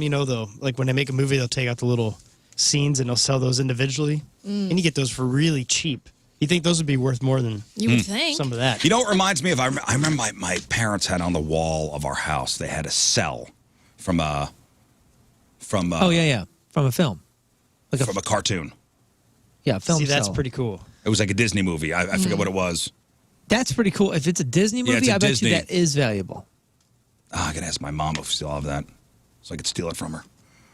Heck They yeah. have a cell from a Disney They film? take a picture and put it in Yeah. NFT. Holy cow, man. How'd you get that? I don't know. Yeah. I don't know. It was just like one. It was a Little Scotty's retirement. it was it wasn't much, but it was in a frame. It was. That's pretty cool, man. I want. You don't remember what movie it was? No, You had I a Disney? looked at it every day. Holy smokes. I looked at Honest it every day. Animationartgallery.com has cells, and there's the original Disney animation art cell and background for a piece from Snow White. That's $18,000. Production cells can range from thousands to a lot more than that. Just depends on rarity, condition of the cell, pose of the character, and of course which cartoon is in the appeared in it. Oh, dude, you should probably find that out and look this Yeah. up. Yeah. There's like an entire You know what? I will. pricing guide. Can I have it? No. Got it. Yeah, it's probably worth nothing, but I would be. No, I would I'm be- into art though. I draw. Yeah, Christmas is coming up. I drew on here. What else am I sitting on here? Oh, okay. Remember my Friday leftover stories I didn't get to this week. This is a story to remind you to check your surroundings when you work outside. Liv, a couple weeks ago, I was getting the mail, and I accidentally stepped on a yellow jacket nest. Oh, crap. And they swarmed. So those things bury themselves into the ground. Oh, yeah. So I was getting my mail, and my mailbox is on like a dirt mound, kind of like a mulch mound. Yeah. Didn't know that there was a yellow jacket nest underneath. I stepped on it. They swarmed. I got stung 3 times, once in the face. I was wearing I was wearing slides. They got me on the top of my foot. That one hurt the most. Oh yeah. Yikes. And if my neighbor had a Ring camera and he pulled the footage, you'd see me running up and down the street with my hat trying to swat these things away as they were relentless. Yeah. Oh, yeah. They're mean. Mean. I had to call Amco Ranger to come in and professionally take care of it. You know, I had some wasp spray, and I soaked that thing. Soaked. Didn't do nothing? Didn't do nothing. They were there the next day laughing. Laughing at me. Neener. I was watching these things come out of the hole. It was like the alien ships coming out of the mothership in Independence Day. They would just come out of the hole. And they were coming at me. Couldn't get away. See, that's nothing compared to what happened to this guy in Kentucky. 59-year-old guy in Kentucky killed by a swarm of bees earlier this week. Killed. He was moving an old bag of potting soil from his porch. When he opened the bag, I guess there was a nest inside the bag. Oh, no. I got some outside my... He opened up the bag. The bee, they all came out at once. God. Wow, that sucks. Can you imagine, we talk about this every once in a while, if you could find out how you're going to go, and can you imagine if that were possible, and you decided, yeah, I'm going to find out, and then you find out that someday in the future, you're going to go out by a swarm of bees. Yeah, you don't know when. Yeah. You don't know where. God, but you just know you're going to be taken out by bees. God, Would you rather it be a so dumb. swarm of bees or one bee? One bee. No, if you're going to get taken out. One when you bee. feel a little more better, it's like, at least it was a whole bunch. It took a lot to bring me Because down. if I just see one bee, I'm going to be terrified. But then if I see a swarm, I'm like, well, this is it. Oh, yeah, but you're going out getting stung. It's going to hurt. That's a bad last minute. Yeah. Either way. God, can you imagine knowing that you, like, hey, Liv, I'm not going to tell you when. I'm not going to tell you where. But you are going to be, your death will be caused by bees. I would hate that. The dumbest. You know, there goes all the balloon glows I'm going to go to. There goes being outside. I can't go Grant's Farm absolutely. now. This is why I always wear yellow and black striped clothes, so that way to blend in. Yeah, they have. I'm one of you. One of us. Yeah. One of us. Leave me be. No. So even if you don't go outside, like that's how you end. That's how your ending is. I don't want to know. That is how you're ending. Even if you stay inside, somehow the bees will find you inside at some point. I was thinking about that when I'm like, thinking of history. You know that book I told you about? It's like one of the coolest coffee table books that I have. It's like how they died and where they're buried. It's that's like a summary. It's some ridiculous long title. Sweet. But it's kind of like the last moments of like a lot of famous people or famous last moments, and like kind of where some interesting people are buried. I don't know why it's fascinating, but it is. It's more of a curiosity. I think. Yeah, and I think about it all the time, and I'm like, man, I'm here reading about the endings of all these folks, and the majority of these folks don't know the endings. Majority of people don't know how it necessarily ends, if you know what I'm saying. And isn't that it's just a weird thing. It's a weird thing.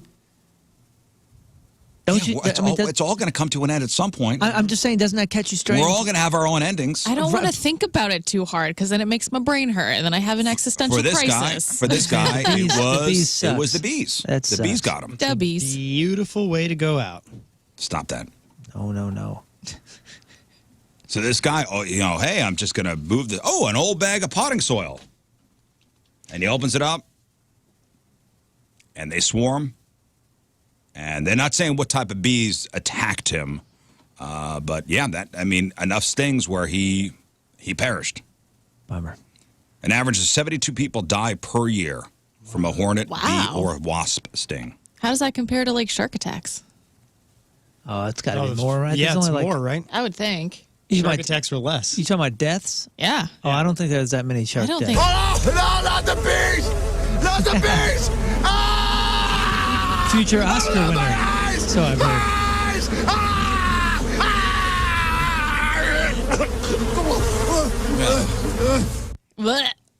Wicker Man.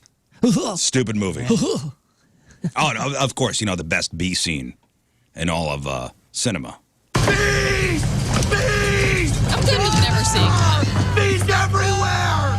God, they're huge! They're ripping my flesh off!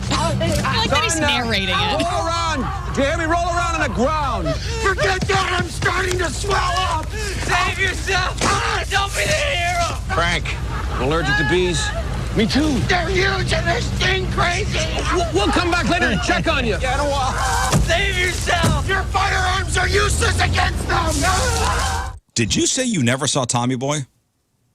You've never seen? No, I never saw Wicker Man. Wicker Man. Yeah. Nobody has. We haven't either. I was going to stop the show right now and then Do you see how many we need cars? to go. How many cars stopped right there in Olive when she said that? They're like, whoa, wait a second. Oh, speaking of that, my daughter yesterday we were talking about the list that we were talking about yesterday with the most iconic horror movies because she said, "Hey, Dad, can we watch a scary movie tonight?" And I was like, "Dude, last time we did this, you guys didn't sleep for a week. It was Blair Witch Project." And I was like, "But we did a cool list today. Maybe I'll tell you the list." So we got on the blog. I showed the kids the list. They hadn't obviously seen any of those, but then there were the family-friendly ones. And my daughter said, "I've never seen Ghostbusters," which, of course, I'm a failure of a father now. Yeah, that's on you. So I needed to change that. So we watched Ghostbusters yesterday, and God dang, it's one of the greatest movies ever made. I still love it. It's a fun one. Man. It's so good. So watch Ghostbusters this weekend. Yeah, I thought you were going to do the My Girl scene. I was like, no. No, I still remember that see in without his theaters. glasses. we have seen that. My daughter could not believe that I showed them a movie where that sadness was possible. Couldn't believe My it. Girl? In My Girl. I Man, mean, and she was like, I was the right you? age where he was the coolest guy on the planet at that time. Macaulay Culkin? Yeah. Yeah. You got to watch Home Alone after so you see him just kind of getting his own redemption. Like, yay! Yeah. He's back. Culkin wins. All right, before we move on to the next thing, we got to crown the Craig's Freak of the Week. Yes. Liv was here yesterday, read us the 4 ads. We're in the Freak of the Year playoffs. We just began round number 2. So we had 4 ads who made it past round 1, round 2, eliminating ad by ad as we get down to the one final Freak of the Year. So 2 of the top vote getting ads move on to the next round. Okay, here we go. Here's how it all shook out, and Liv will read the 2 finalists, or the 2 that move on. In 4th place with 9.7% of your vote, we say goodbye to Little Bobby. Aw, bye, little Bobby. I knew Little Bobby had no chance. This is the guy. He's a role player. He's made a boo-boo in his diaper, and he wants a new mommy to clean it up. Yep. Yeah, he's the guy that, he identifies as a 3-year-old. Yep, role playing. We see this not every day, but fairly often. And I knew he's good run, little Bobby. Yeah. But thanks for being here. Man. All right, with 14.2% of your vote, we say goodbye to the number 8 seed, John Wilkes Tooth. Go ahead, John Wilkes Tooth. Oh man, this guy had a great ad. He really likes your chompers. He wants to lick all over them and all this kind of stuff. He really has no rules except for don't have bad breath. He just loves your teeth. Yeah. He loves bones. A lizard man looking to lick your teeth. Oh yeah, that's right. He had a forked tongue. Forked tongue. All right, and moving on to the next round. Here is the second most vote-getting ad of the week. Congratulations with 30.4% of your vote, DeMonica Lewinsky. I can save you. Woman for anyone, 36 years old, Vancouver. If you are cruising this space for straight, gay, or freak show hookups, you've been possessed by Satan. You've got the urge to do evil/unholy things to yourself and others. It's not too late to turn your life around. These unnatural acts you are looking for are devil acts. Repent. I'm offering free exorcisms at my home. I'm not affiliated with any church, but I know what I'm doing. I've got 2 years experience and have performed a total of 5 exorcisms and have been successful each and every time. You will writhe in pain. You will cry. You will be marked. You will be naked and branded. You will have your genitals sliced and burned. But in the end, your soul will be saved. The end result is worth the journey. It may look like I'm smiling, but I assure you, I will be getting no pleasure from this. This is a service I'm providing mankind. We've gone down a dark path, and I'm doing my duty to course correct us. In lieu of a fee, I will be taking canned good donations.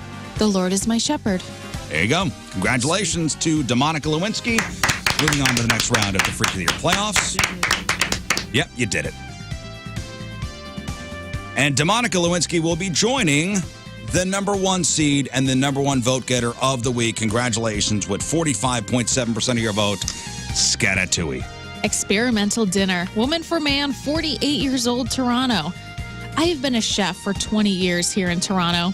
I've crafted some of the best menus in town.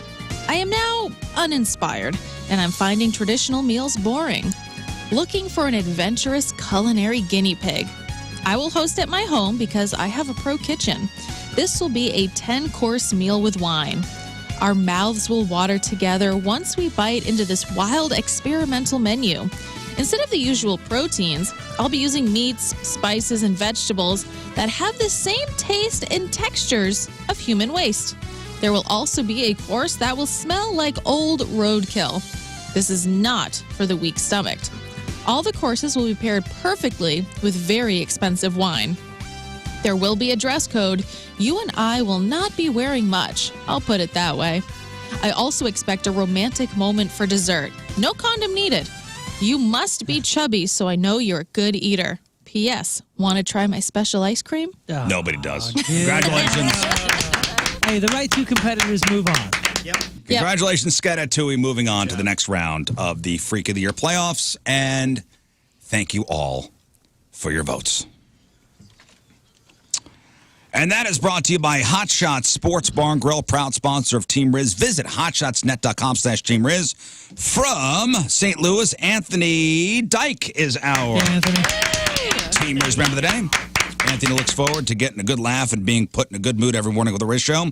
He's been a huge fan of the show since 2019, since his parents introduced him to the crew, and they love discussing topics they've heard on the show. Anthony loves to banter, how interactive show is with the games that are played, and the Craigslist Freak of the Week. Well, Anthony Dyke from St. Louis is the Team Rizz member of the day. Gets a super sweet Team Rizz member of the day soccer jersey. Get yourself signed up, 1057thepoint.com/Team Rizz. Boy, there's a guy I'm looking on the Twitters here. This guy hates us. That's okay. Anthony loves us. This guy hates us. Aw. Worst radio show in St. Louis. If somebody could find one worse, I'll Venmo them $1,000. Oh, really? I mean, I could make my afternoon show really bad, and I could make $1,000. I'll do that. Oh, we've even made this guy's profile. Oh, sweet. Wait, we're in the description? Yeah. Oh, he St. must Louis sports really fanatic hate who us. lives on Lee May Ferry. Blue City Deli is the best, and the Rizz Show sucks. Well, thanks for being here, man. That's Larry on Lee May. I guess we've now identified the texter from earlier that wasn't happy with you. Larry on Lee May. Well, Larry, I love you. Yeah. Hey, man, stay up. I love you, Larry. You may hate us sure for whatever reason. Short for Lawrence, right? But I love you, Larry. And, hey. God bless. Yeah. God bless. Yeah, in all honesty, seriously, hope you have a good day. Yeah. Have a great day, Larry. I would be disappointed if your last name's Bird, but that's okay. It's not Larry Bird. Okay. It's Larry on Lee May. It's Larry on Lee May. Larry on Lee May. Hey, we made his profile, so there's that. Just another notch on the old belt there. Free advertising, though. Number one show for 8 years running. New 5-year contract. But you made suck. Larry's profile description. 9 years. All good. 9 years, whatever. It's fine. Thank you for the additional year. All good. Amazing, Larry. Crab on Celebrities next at 7-Eleven. It is Friday. I guess we'll go right into crap on. Didn't mean to do that. Just jumping right in. Just something way to else? go right into just right, Would you like to do something else? right in. Well, I just wanted to kind of welcome people back to the show and Hey, welcome back. Hey, welcome back, everybody. kind of welcome people back to the show and give out the phone number 314-624-3833 or 618-398-3833. Michelob Ultra Studio Cams, 1057thepoint.com/Rizz. The socials at RIZZ Show. Your emails, RizzShow, 1057thepoint.com. Also want to tell everybody that we got Friday Fail Stories coming up. We have a choice to make as far as a douchebag of the day. Got 2 choices for you. Ooh. Yeah. You have to tell us who the worst one is. We'll give away the rest of our prizes. Did you have only one before, but then after that last segment, you now have a competitor? Oh, Larry on Lee May? No. We love Larry. We love Larry. I know, it's in our bio now. Listen, Larry on Lee May hates us. And you see this email from Lindsay? Yeah, I did. You read the email. Okay, so Lindsay says, hey peeps, just want to say how much that I hate how all the Larrys try to bring you down and ruin your day. People's spiteful attitudes are BS. Your show has helped me smile in some dark times in my life, and I'm truly grateful for your show. Thanks for all you do, and keep on rocking, Lindsay. I still hope she's going to say Larry's ex. Larry's ex Lindsay. No, you know what? It's all right, man. I mean, we do a lot here. We're talking 4 hours a day, off the cuff, just like opinions. Sometimes we even change our minds, whatever. Like, if we're making everybody happy, we're doing nothing. True that. You know what I mean? Like, we're doing nothing if everybody loves it. But I stand with Larry's, man. It's all good. I haven't met a Larry. What if Scott is Larry? What There's if a Larry plot on Lee May twist. is Scott's like burner account? I get it. That is the yin and yang to Overland, like Lee May and Overland. I'm not going to say anything. I've never seen King Scott and Larry on Lee May in the same room. That's all I'm saying. Well, very good point. All right, time to find out what's going on in the world of music and entertainment with your crap on celebrities. Your Crapola is brought to you by Bright House Plumbing. Call the best, flush the rest. BrightHouseCo.com, 636-600-0188. Lizzo's attorney is keeping busy. Aisha Daniels, Lizzo's former wardrobe stylist, has filed a suit against the singer. Daniels claims that Lizzo fostered a, quote, sexualized, racially charged, and illegal work environment. The suit accuses Lizzo of being fatphobic and degrading to black women.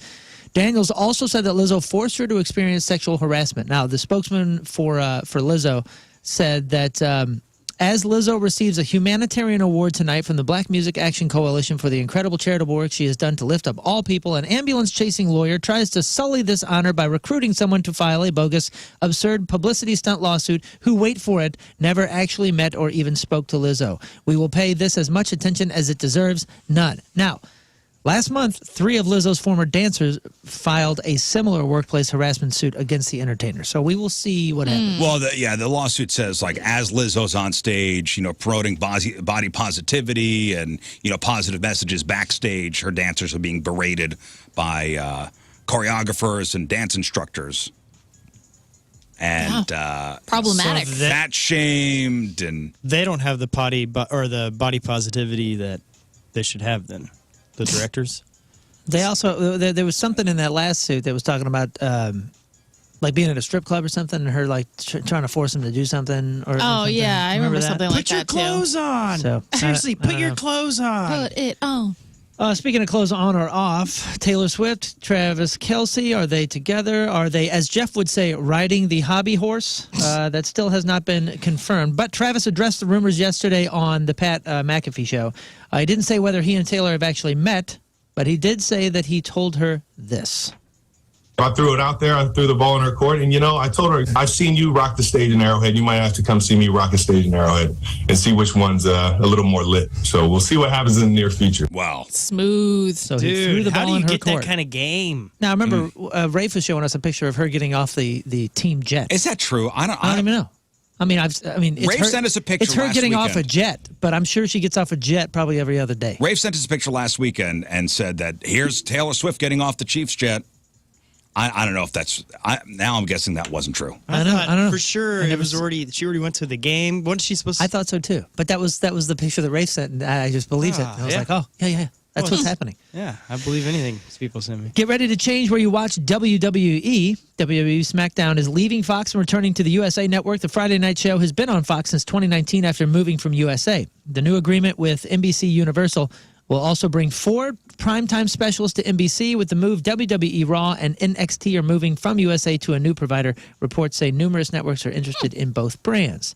Things between Joe Jonas and Sophie Turner getting ugly real fast. Sophie is now suing Joe, claiming that he's unlawfully keeping their kids in New York City, even though they supposedly agreed that she would take them to the UK. The word abducted even came up in this suit. She says that they decided as a family back in April of this year to raise the kids there because it's safer. They've been with Joe in the U.S. for several months because she was busy working. Sophie now claims that they made a plan when they were still together that she would finish up with her commitments this month, take the kids to England, but now Joe's refusing to hand over their passports so it's she can do safer it. in England than here? That's what they say. She's suing Joe in federal court because it is an international matter, so that's pretty big. Sophie also says that she was blindsided by the divorce. She claims that they had an argument on August 15th, and then Joe filed on September 1st. She found out on the 5th through the media. That's what she says. Joe says none of that is true and says that Sophie was aware that he was going to file. Also claims that the Florida court where he filed has an order in place that restricts either of them from taking the kids anywhere else. So if he gave Sophie the passports, he'd be violating it. We got some more details on the lawsuit. We'll throw them up on the blog for you. I wonder what she means by safer. like paparazzi, fans. Does she? Which town does she live in? American violence. I don't know. Does she say she's in London or she like in some country setting? And I don't know. Got me, man. Pretty vague. Hey, Blink-182 has dropped 2 new songs from their upcoming album. We were playing one here on the station called One More Time just before we started the show. And the title track, by the way, the record comes out October 20th. Title track addresses some serious moments within the band, like the drummer Travis Barker's 2008 plane crash and bassist Mark Hoppus' recent battle with cancer. They've also dropped a second track called More Than You Know. One More Time is Blink-182's first album with Tom DeLonge in more than a decade. And I'm telling you, the song is freaking great. I think I'm so excited. It is great. Hang on, I think I got clips. It's All right, poignant. It's awesome. It's easy. It's a great. Here's comeback. One More Time. Smashing. Yeah, my buddy David was telling me he'd heard those. I hadn't heard them yet. He was asking me if I'd heard them last night, and it just got me really excited. I'm Me just too. ready to dive back in. Dive back into And if you Blink, listen huh? to it, Dude, I it's love it. one of those where you're like, wow, here's Blink-182 giving me goosebumps. Weird. Yeah. All right, here's the other Weird. song. God.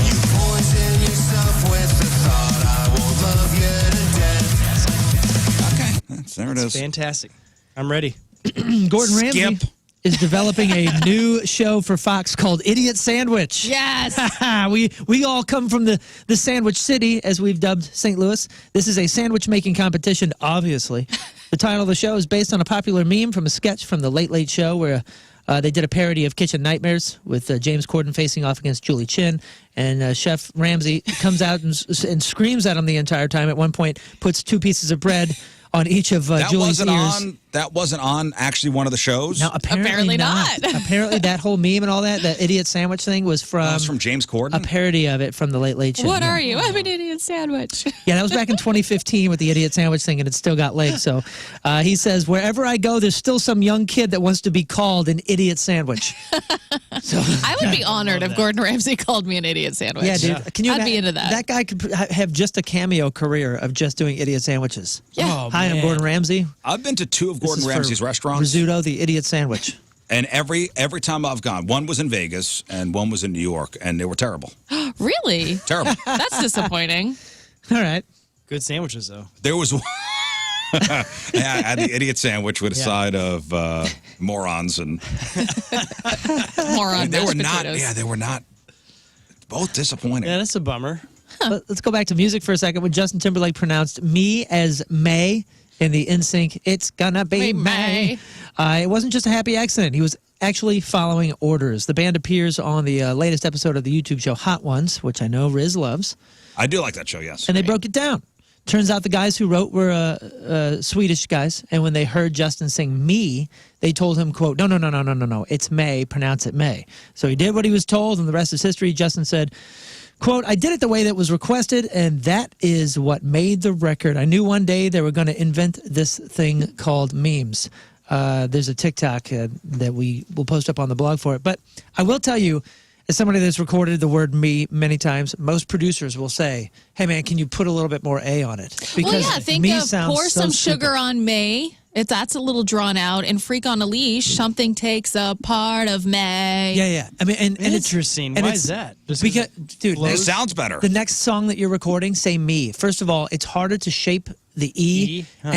and really have a good control and timbre in your voice, and it sounds really stupid.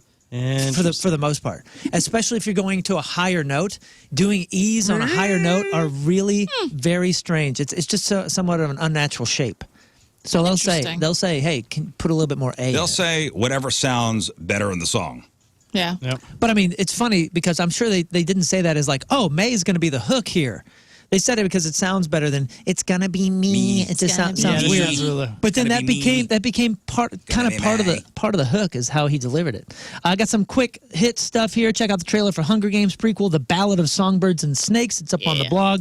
Stars Rachel Zegler, Peter Dinklage, and Viola Davis. George R.R. Martin, John Grisham, and Jonathan Franzen are among a group of authors suing the AI company OpenAI for copyright infringement. Oh, wow. Full story up on the blog. Ryan Reynolds will receive the Robin Williams Legacy of Laughter Award. Rizz just said that he signed in on the old Wrexham. Yeah, the new season. Yeah, it's good. Welcome to Wrexham. It is good. Did you watch the first episode of the new season? I saw the first 2 episodes, and they're well produced. It's good. It's not really about the football club. It's about the community, and it's very good. Yeah, it's pretty light. If you need some light watching, But it's still focused on soccer, then moved to, like, I'm still focused on soccer. Okay. And Rizz even said, I wanted to hate it, Yeah, and I but really I like love it. I was fully in. New in theaters, The Expendables 4. I haven't seen any of them, but apparently they're kind of awesome. Jason Statham, Dolph Lundgren, Randy Couture, and Sylvester Stallone are back, but this time they're bringing on a new team member, 50 Cent and Megan Fox. 15% on Rotten Tomatoes. They must work together to stop the mysterious criminal Ocelot from starting World War III by setting off nuclear weapons in Russia and making it look like it was America. Oh, golly. Warning, the 15%. trailer contains profanity, therefore I cannot play it here. But we'll throw it up on the blog. Not getting great reviews, guys. Oh, no. But it is what it is. If you want to watch stuff blowing up and, Yeah. you know, Stallone shooting people and hot Megan Fox. And There's a market for that. I got two lists, and these are not lists that we necessarily have to break down or destroy here. One being because Loudwire put together a list of the highest grossing movies that focus on rock music. Ooh. So if you're going to the weekend and you're having a family movie night or whatever, you just want to kind of chill, maybe, it's kind of wet out here and you want to do a movie, I have two lists. One will do these rock movies, and then the next one is an argumentative list a little bit about the best slasher flicks. Right. So put that in the back of your mind, but tell me what you think the top 10 highest grossing movies of all time that focus on rock highest music. grossing. Highest So that's grossing. different. Okay, Bohemian Rhapsody. Yep. Bohemian That's gotta be Rhapsody number one. from 2018 is number one with $910.8 million. Elvis? Nice. Elvis is number two from 2022 Rocket with Man. $288.7 million. Rocket Man is number three, Ooh. 2019. That's $195.3 million. And now it's going to get a little murky here. School of Rock. School of Rock, number five, 2003, $131 million Jeez. that thing made. Almost Famous. Almost One Famous of my is favorites. not on the list. Oh, that's a crime. Rock of Ages. Rock of Ages, number seven, 2012, $59.4 million. Is that Tom Cruise? Yeah. I never saw Tom that. Cruise, Alec Baldwin. We saw I the do wanna stage see show. that. It was pretty good. So is Rockstar on there? Rockstar, not on there. Rockstar with Dwight from The Office. Number six is going to make you happy. Or not I meant the one with Wahlberg. What's that? Oh, Mark Wahlberg. What was that called? It's was that called Rockstar? Rockstar, yeah. Oh, okay. And that's one of the I'm best. thinking of The Rocker. Oh, that's Dwight from The Office. That's Dwight from The Office. Yeah, I don't know. Rockstar is one of the best movies ever, and I agree. it did not Yeah. gross a ton. And it doesn't get the justice. It never does, dude, because it's kind of cheese, just kind of cheese ball. It's pretty a little much bit. based on the story of Judas Priest. Dude, it's awesome, and Miles Kennedy's in it. He's the fella at the end that he pulls up. Spoiler alert. It's pretty cool. It's awesome. It's a Yeah, great it's movie. pretty much based on Judas Priest, where they got a guy from a cover band to front this big rock band. Watch that movie, Jennifer Aniston. I mean, it ends great. Starts crazy awesome. cheesy. Do you remember the ending? Yeah. Okay. Where he pulls up the guy at the end. No, in that's the middle not of the the concert. ending. That's not the ending. The ending is when she goes to see him at the coffee house, dude. Oh, and he's got And he's going Eddie Vedder. Yeah. He's all He's going like grunge. He's like, grunge, oh, yeah. never mind 80s metal. I'm going grunge. He's like sensitive. All right, you now. guys are missing number Wayne's I'm gonna four. say World. Wayne's Spinal- World. 1 and 2. Number four, Wayne's World. Spinal Tap. From 92 made 183 million. Spinal Tap is not on the list. Number 8 is Wayne's World 2, 93. That made 48.2 million. Number 9 is Adding- High Fidelity from 2000. Oh, yeah. I never John saw Cusack. that. But that made 47.1 million. Did Sandberg's movie make enough? No, number Probably 6 and number Pop star. 10 are comedies and goofball, and I would never have put them at the top grossing films, but because they had such And based on rock music. Airheads. Airheads is incredible, good one of the call. best movies Love that. ever, but it's not on there. Eurovision. Number 6 With is Will from Ferrell? Number 6 is from 1996. It is animated, and we're Nice. going to be so proud. 6. Oh, Beavis and Butthead. Beavis and Butthead Do America. The made sun sucks. That made $63.1 million. And number that's 10 awesome. is from 1989, a classic. It just had a revival. From, 89. It just had a sequel, A sequel? like another, like like not number 2, but it is Bill and Ted's Excellent Adventure. I had no idea that made $40.5 million. All right, let's do this. A few good slasher movies are always good for this season. So my daughter came to me yesterday and said, hey, I want to watch a horror movie. And while she was I think she was getting food or something. I was kind of going through. I just searched horror, and a couple things came up. And one of the few things that I already paid for, because there was a bunch of buy rent ones, was the Texas Chainsaw thing. And I brought that up, and within 30 seconds, I realized, whoa, my kids cannot see this stuff. No, It's that pretty was violent. No way. all of those, even the remakes are. So best slasher movie. So I'm going to say none of these are kid friendly. Okay, so Number is this one. an order? This is there is a 1 through 15 that some guy put together who calls himself the slasher authority. All right, let's see if we get the top 5. All right, let's go Friday the 13th. Friday the 13th is number 3. Scream. Scream is number 7. Saw. Saw is not on the list. Halloween. Halloween is number 1. Nightmare on Elm Street. Nightmare on Elm Street is number 4. Sleepaway Hellraiser. Camp. Hellraiser not on there. Wait, is Hellraiser? That's the name of the movie, and Pinhead Yeah, is the Pinhead's guy. the guy. No, that's not on there. You guys are missing one. We talked about this yesterday. Psycho. Child's Play is number 6. Oh, that's a Yeah. great one. Psycho is number 14. Troll. Troll, no. I'm great gonna Jennifer Aniston flick. Number 8 is Tenebrae, which is some Italian that one. one or Never something. heard of Oh, that. Killer Clowns. Killer Clowns from Outer Space Yeah. did not make the list. Oh, come 15 is on. This is Terrifier. bunk.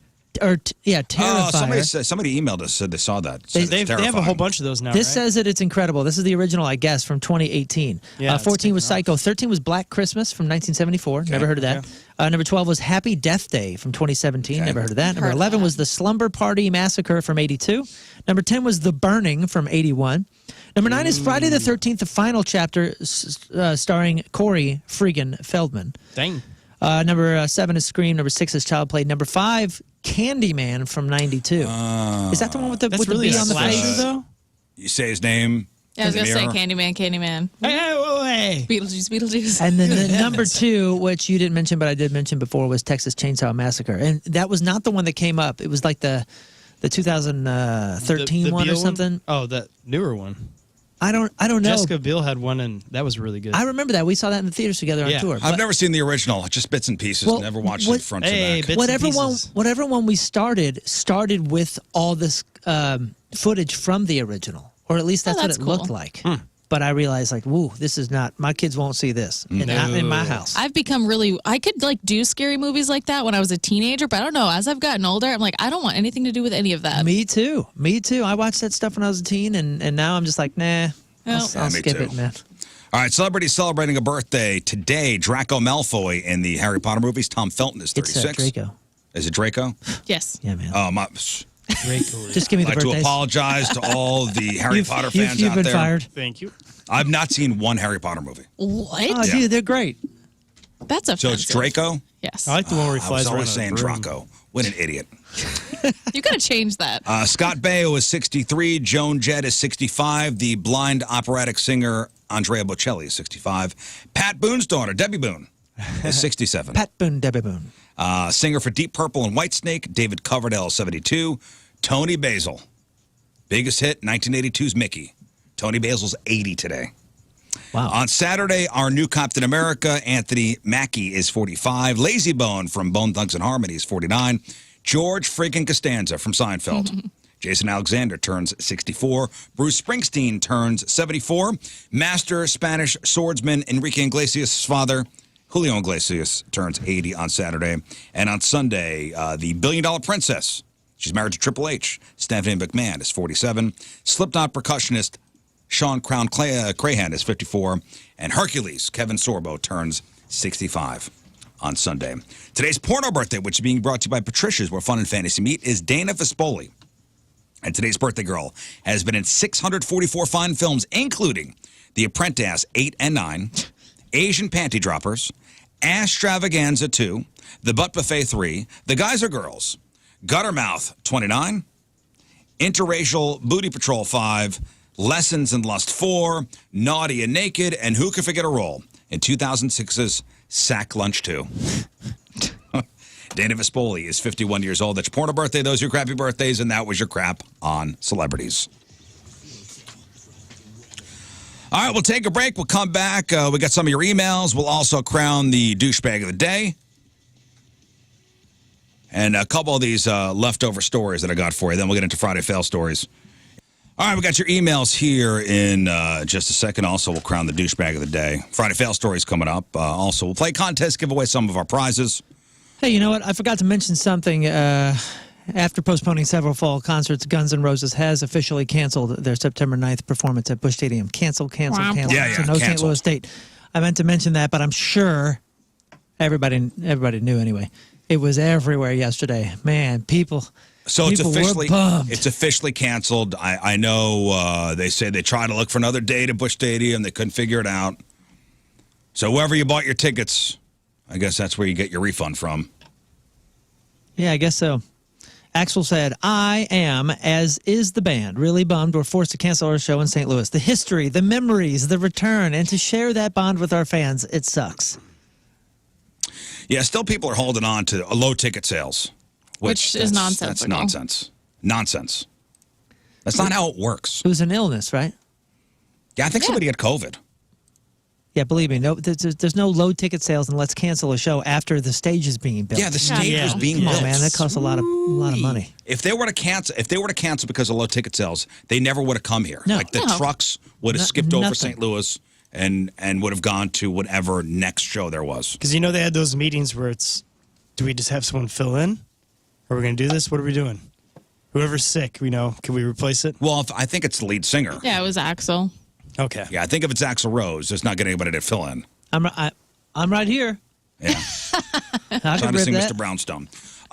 Okay, somebody took to Reddit this week, and a woman was left in a horrible and uncomfortable situation when she realized that one of her friends, who on the regular stayed over at her house, would bring people around to quote-unquote hook up with them in her son's room. Ew. Which she had recently furnished. So I guess the kid is like a newborn or a toddler, whatever, is still staying in the parents' room.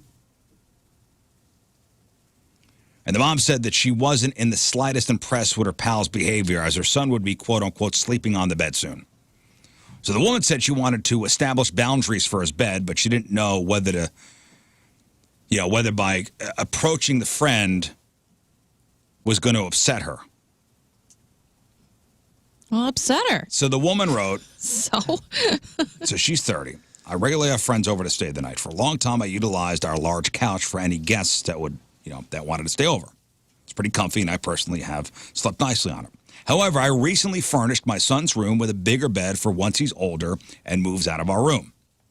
Okay. I allow guests to use it. However, I've noticed that one of my friends has used it and has been using it to hook up. Note, this is not really a guest bed, but the bed that my son will be sleeping on. I also won't be pushing my son out of his room for guests in the future once he's able to sleep in the bed. So I think it's one of these big boy beds. The kid's moving out of the crib and moving into the big boy bed. Regular bed. So would I be the a-hole if I establish boundaries for his bed? I don't want to be the sex police. Wait a second. So the friend is staying there on a fairly regular basis? Yeah. And bringing it's men. her place. And bringing men to the son's room. Ew. To the future son's room. Yeah. To the future son's room. But it's her place. She can do whatever rules she wants. If she doesn't want Right. people to hook up in her place, this is no deal. No big deal. I don't want to be the sex police, but it's also not what I established as a guest bed. It's I almost wouldn't care if it was truly a guest room / guest bed. it seems like the world fairly big enough to find another place to have sex besides. I would think. Okay, but wait a second. This depends on the tone of the friendship here and the tone of the having a guest. Because listen, if you're going to say, here I am providing, here's a bed that I'm okay with you sleeping in. But sleeping. I Not mean, sleeping. I guess that depends on what you're Is talking it like about. a party? Do they have parties there? Then I don't want you having sex on my son's bed. I think that's reasonable. yeah. Yeah, but I mean, let's say that from the get-go. Like, hey, you can stay here. Please don't have sex in this room. Yeah, I think now that you've found it out, you can kibosh it. Your house, your rules, right? Yeah, and I don't know how comfortable I would be anyway, just bringing dudes over to my friend's house to sleep. I don't know. I think this is a gray area because we need. There's more no gray details. area here. The nerve of this I think person. it's her place if she doesn't want people to do Yes, that. I understand that, but like, okay, let's say, Scott, you lived with me for a while. Mm-hmm. Let's say you were promiscuous in the time. You know me. I'm saying obviously that was not the case, but I'm saying if that were the case, if you were, we'll say, for lack of a better term, a more normal fella, okay, and you were I prefer sleazy. and you were a single dude and whatever. I mean, if I am to say, hey, you can stay at my place, you're staying at my place, here's your bed, here's your room. At some point, I'm kind of just giving you, you know what I mean? No, Like, you're giving him the room to sleep. Yeah, but also it depends on the setting. If it's like a big party, they have parties there all the time, and it's normal for their friends to and you hook take up, somebody back to your and you room. let them sleep in the room, you know it's going to happen. I mean, Would you be upset if you let me stay the night and your kids were not there and you let me stay in one of your kids' rooms and I had sex on the bed? That's not this. Is that this scenario? It sounds like it. Yeah, it'd be a little weird. Yeah. It'd be a little weird, but I'm not reading that that's exactly what this is necessarily. This sounds like it could be something that like somebody's staying in all the time. If a friend allows you to sleep at their house and you are staying in their kid's room, hopefully the kid is not there when this is happening. But Yeah, I wouldn't do that. You're sleeping on the kid's bed. And yeah. it's weird. Yeah, most scenarios, I think you're right here. I think But I you're right. think- But I think there might be a scenario. I mean, where there's this no is- change to past, but now that she knows what's going on, she can shift the rules. Yeah. Yeah, Katie says, Somebody's saying like that's your so friend's a gross. piece of garbage. It's so gross. Not in a toddler bed. We're not talking about a toddler bed, are we? We're talking about a normal bed, a regular bed. A normal bed, sounds like. big enough where an adult could sleep on it, or maybe two. Yeah. You don't go to somebody's house and you stay in their kid's room and you have sex on their bed. That's gross. That's super gross. Yeah, Now- I wasn't seeing it as like a party. It sounds like this is something that regularly happens. So it sounds like somebody like, they're looking for a job and they're in the city. So yeah, stay with me for a couple months or something like that. Yeah. Maybe not a couple months. understand what I'm saying? It sounds like a here and there kind of thing. Like, hey, Susie's going to stay over. Yeah, that's just kind of how I read it. Your house, your rules. That's my takeaway. But somebody says, a bed is an inanimate object and the son would never know. You probably have sex in your bed, and at another point in time, let your kids sleep on the bed. Yeah, 'cause they're arguing with me in the chat saying this is a kid's bed. No, it's not. This is there's a toddler that exists or a baby somewhere that exists. It's not like a car and bed. this is a bed that this person has. Yeah, this is a bed that this person has bought and plans on their child eventually, when it grows into a not child, eventually using as a bed. We're not talking about like you're taking Barney sheets off or something and so you can get rowdy. We're talking about just a bed. It's just a bed. It's a bed, yes, but it's going to be the bed for your kid. Would you buy a second-hand mattress for your kid, knowing what could have happened? I'm on that sure I have. mattress? I've been broke most of my life. So, and here's what somebody says, and they're like, it's not a big deal. You've probably had sex in your bed at some point. Let your kids sleep in the bed. Beds do not become sex-tainted, and sheets wash. If you get a mattress protector, no evidence will ever be left as long as you wash the bedding when you leave. I mean, if this is the road you guys want to go down, you're never going to stay in a hotel again. I mean, a bed's a bed. Yeah. At some point, you have to compartmentalize it like that, or you're tortured. You can never leave your house. I mean, every bed you've ever slept on, besides the one that you bought brand new and never let anybody else in. Y'all, think If about I the let miles. you stay at my house and you bring a rando home, and I'm letting you stay in my daughter's room, and I find out you had sex on her bed, you're never staying on my house again. You're never staying on my house again. And we're probably not going to be friends anymore. Yeah. Because you have no self-control. Of course, I wasn't seeing that as this scenario. It sounds like somebody. See, in an I like her- I'm imagining somebody in an apartment in New York with a baby in another room, and this is the room that the kid's going to eventually grow into. What is right nice, now, though- but right now it's a guest bed in a guest room. Yeah, what's nice is that she doesn't want her to do that in there, but she said she has a nice couch. So go to town in the couch, man.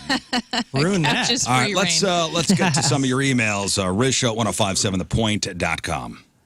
Oh man, somebody's talking about the memory foam mattress that ends up with PTSD. Well, another person said the fluids. Think of the fluids. The fluid. Yeah. Emails brought to you by Big Dick's Brick Mailboxes. No box too big or too small. Big Dick's does them all. Thoughts on eggs on a burger? First Yummy. time I had an over Too medium much. egg on a burger that was 5 years ago in Chicago. Changed how I eat burgers, and still it's the best burger I've ever had. Happy birthday, Rizz. Eggs on a burger. yeah. Okay, so you put a fried egg on a burger. That's just another way for a restaurant to charge you an extra $8. It is. I mean, it's but it it's elevates another way. the burger experience. It's fancy. You throw is some it- but avocado it's Fancy. on it. I put an egg on a burger. Now I could charge you an extra $10. But is it good? Have you had it? It's okay. What We're is putting too much stuff on burgers, and we're losing the taste of the meat. Now it's tasting like everything else. Next Too you much put stuff. sauce on it, you're going to have Too much stuff. We're getting to the point where it's too much. Nah. Yes. Well, I didn't know that was going to be such a controversial, intense email. I'm tired of it. I'm tired of it. All right, moving on. Well, and It is yummy, though. again, it's a gimmick. It's a fad. You think so? I've never had it. I've never had it. I can't eat eggs anymore. They took them away from me. I will fight somebody. Oh, but look, you squeeze the yolk, spills out. Okay. And is that what it is? It's usually just like a fried egg? Yeah. Like sunny side up? Fried egg, and the yolk will come out on it. It'll be like a breakfast messy. or a brunch burger. They'll put bacon on it, And too. It's a gimmick. It's a gimmick. And man. suckers, you're all suckers. Kind of sounds great. Yeah, It Red is. You're Robin. all suckers. A lot of good pepper. Red Robin was the place I first saw it ages ago, and it was quite yummy. It was like the highlight. You're all morons falling for it.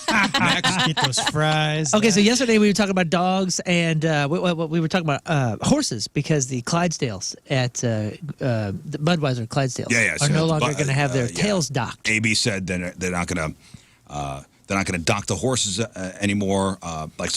Basically cutting the tails. Yeah, so we were talking about, and I had a miniature pinscher, and they told us that we should have the ears cropped and all that, and I felt weird about it, so we didn't. But you see Doberman pinschers, and we were talking about different dogs yesterday that have their tails docked, like boxers and whatever. Good morning, Rizz Show. I had a boxer dog with a long tail, not docked.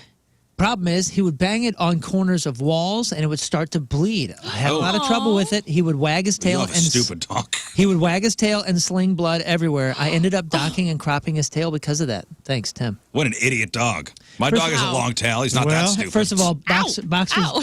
boxers, I think, do make the list, the top 15 of, like, dopes. And I'm not saying that in a bad. I know you love your boxers. I love your boxers, too. They're all cute. They're adorable. And they're trainable. Your dog has a low IQ. But they're known to be kind of dopey. So they are sweet sometimes. little. Yeah, they're puppy amazing. boys. I've never met They're a just boxer a I don't muscle. like. They're big old muscle, but they're loving. Yeah, they're like a Boston Terrier on steroids. They're like, I don't think that's normal though, right? Because I mean, I've had dogs that have had those tails where they hit you and it's like, dang! But I never saw them cut it open on the walls. What? Yeah. How hard is a dog hitting the tail on the wall? My brother had a bulldog. I forget which one. Is it American? They're giants. It's not like the little miniature ones that have all the issues. It was the giant ones. Yeah. He had a bulldog, and I'm telling you, sweetest, nicest thing, but they're total idiots. And this thing was always injuring itself because it's always running full speed. It's 100 pounds. It's running into every wall. It runs into your legs.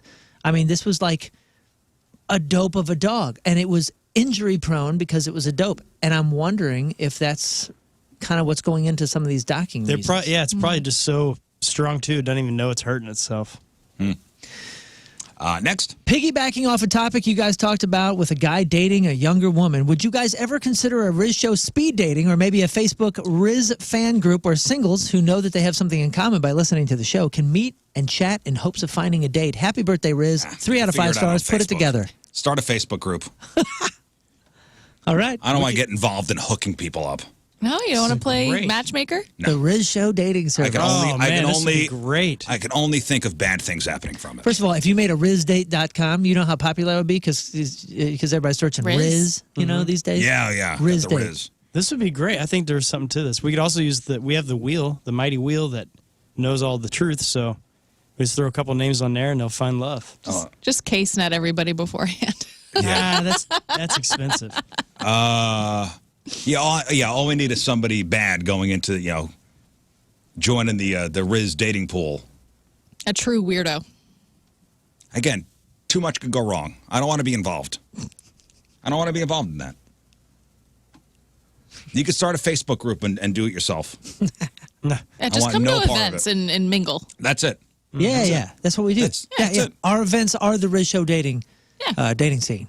Oh, something called happy tail syndrome.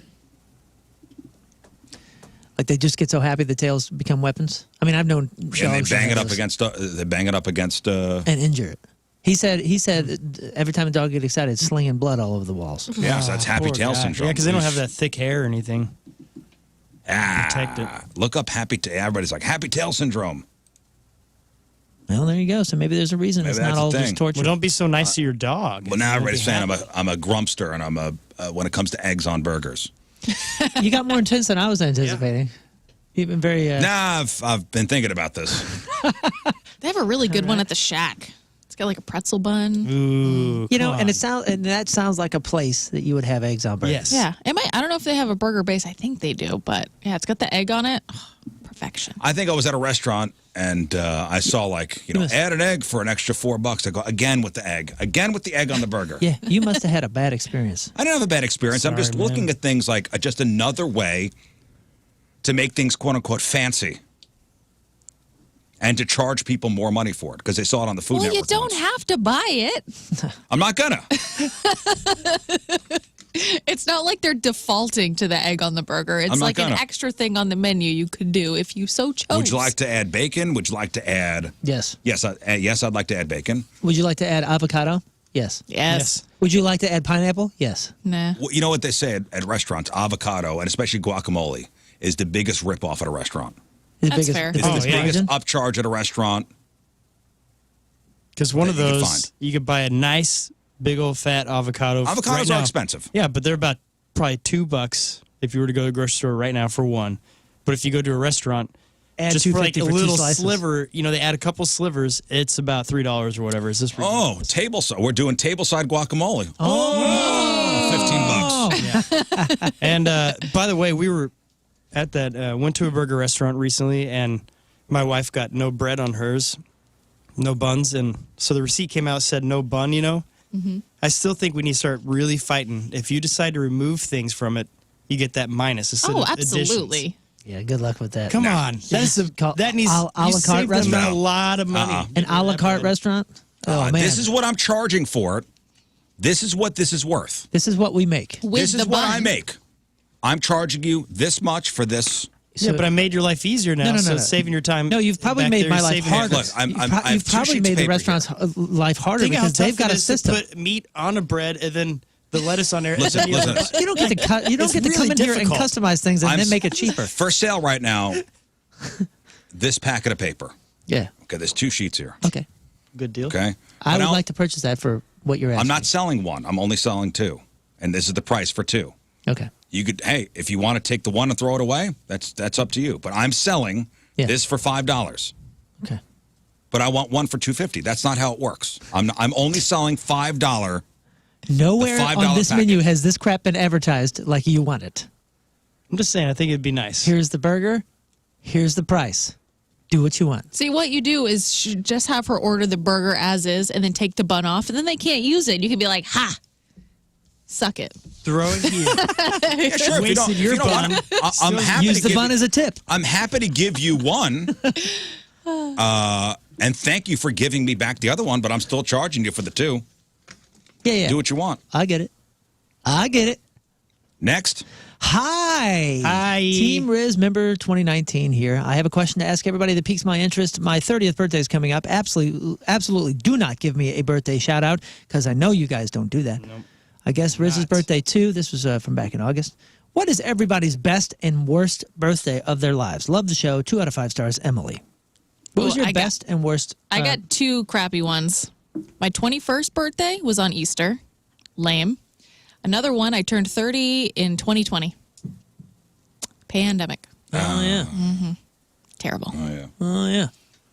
I've had My a couple of great milestones birthdays. suck. What about your best? What about the I don't know best if I've one? had a best one. Oh come on. I've had a couple of last great year. birthdays. My upcoming one is going to be the best one because I bought tickets to do the Summer of '99 cruise. Oh, sick. Heck yeah. So I'm going to be hanging out with Creed. Very excited. All right. Those cruises are fun, man. Don't let nobody. I'm put stoked. them Best in that. birthday. That'll be cool. Man, I honestly I can't tell you. I'm gonna assume.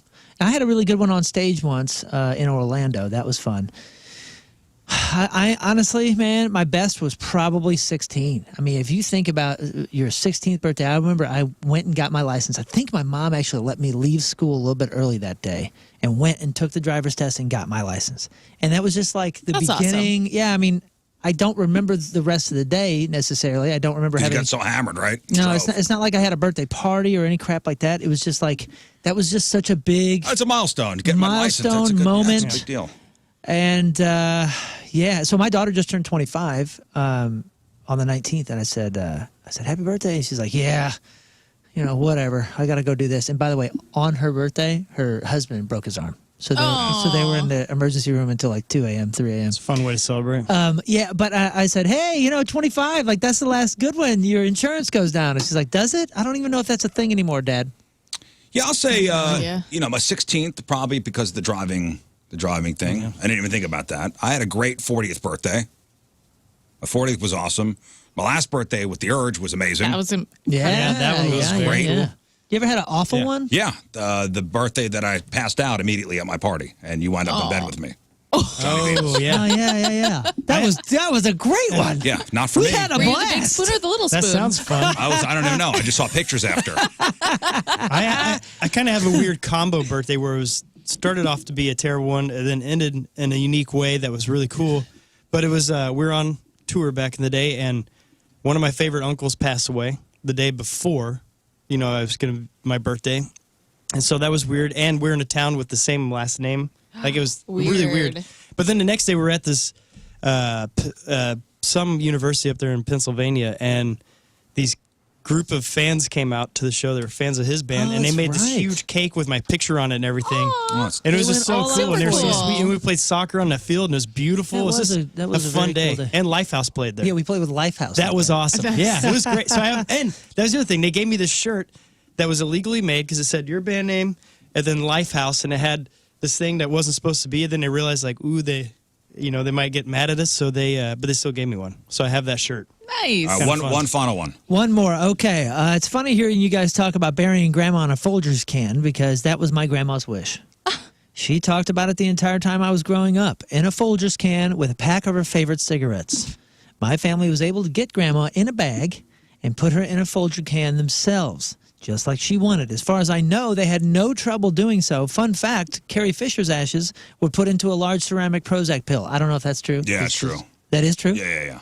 Love you guys. 3 out of 5 stars, Vera. Well, you got to do it yourself. They're going to give you the ashes, and you can do whatever you want with the ashes. Yeah, you're not going to ask the crematorium. Do you need a funnel? What do you use to pour it in there just to make sure it's all I going? do think, and I don't know, but I do think that whenever they give you something, unless it's in something very specified that you bought, it's in like a liner, right? Isn't it like in a bag so you can transfer it into whatever? Yeah, Dad was in a bag.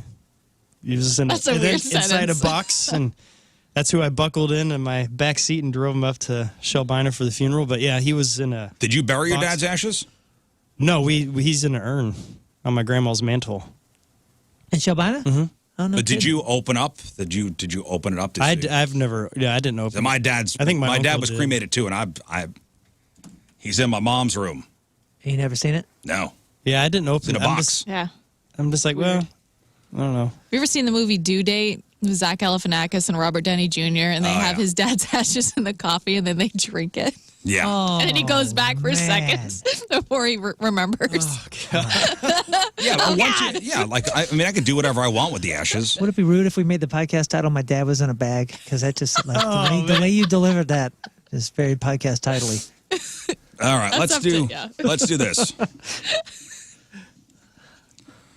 All right, douchebag of the day. No, it's not Larry on Lime. No. We love Larry. If you missed the show earlier. Larry's the man. Mm-hmm. I'm a Larry enthusiast. No, we have 2 stories here, and you guys will have to pick who the douchebag of the day is. All right, we start with 2 women arrested for drunkenly tossing a baby back and forth like a toy at a bar in Daytona Beach. Oh, my goodness. Potentially breaking the kid's arm. What? 20-year-old Sierra Newell, 19-year-old Brianna LaFoe arrested and charged with child abuse. Brianna is facing an additional battery charge. So this happened just after midnight last Thursday at the Coyote Ugly Saloon on Seabreeze Boulevard in Daytona Beach. Police responded to reports of 2 women throwing a baby in the air, flipping him upside down, and throwing him back and forth from about 4 feet apart. What the hell? You win. There's no competition. Sierra was on crutches at the time of the incident, was also threatening hit witnesses. A witness who was recording the incident was approached by Brianna, who also tried to hit her. That's when Brianna allegedly flipped the baby upside down, grabbed them by the ankles. She also approached the witness with Sierra's crutch and attempted to hit her a second time. Were these people high on something wild? When police watched the video recorded by the witness, they saw Sierra sitting on the ground while Brianna was standing up, aggressively swinging the baby up and down. Oh, no. Why? Brianna held the baby upside down and shook him by the ankles over hard concrete. Rizz, you got to stop. I keep thinking you're going to stop with gnarly, the details, and man. they This continue. is one of the worst things I've heard in ages. This could have been worse had people not stepped in. Thank you, folks, for stepping up, man. Police added that both Sierra and Brianna, under 21, drunk at the bar.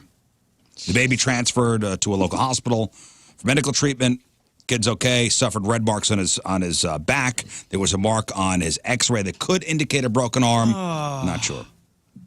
Now, police didn't say who the baby belonged to, but Sierra's mother was on the scene during the incident, and the Department of Children and Families is conducting background checks to see if she could take the child. Okay, that's story number one. Yes, that was, I would say this is a cut and dry case, and this is probably where I'm leaning, but there is another story that is making the rounds this week. That maybe had it not been for the ladies throwing the baby back and forth, this would have been today's douchebag, or this week's douchebag. Back in June, a 37-year-old guy from California, Rob Mercer, said he had stage 4 colon cancer, and his dying wish was to play in the World Series of Poker in Vegas. So people donated thousands on GoFundMe to make his dying wish happen. It cost $10,000 to enter the World Series of Poker, but the total donations were valued at more than $30,000. They included things like a free suite at the Bellagio. Wow. Oh, guess what? Turns out, dude didn't have stage 4 colon cancer. It was a lie. Oh. Rob admitted this week that he doesn't really have colon cancer. He told a reporter, he regrets lying and blamed it on being too embarrassed to reveal that he actually has breast cancer. But now people think that's a lie, too. Yeah, it's the boy who cried wolf. How are we supposed to believe in He that? says he suspects he has breast cancer, but it hasn't been diagnosed. Just a vibe that he has. Yeah. Okay. You know you can go to a doctor to get that diagnosed, Yeah, right? but if you suspect, I mean, that's pretty accurate, too.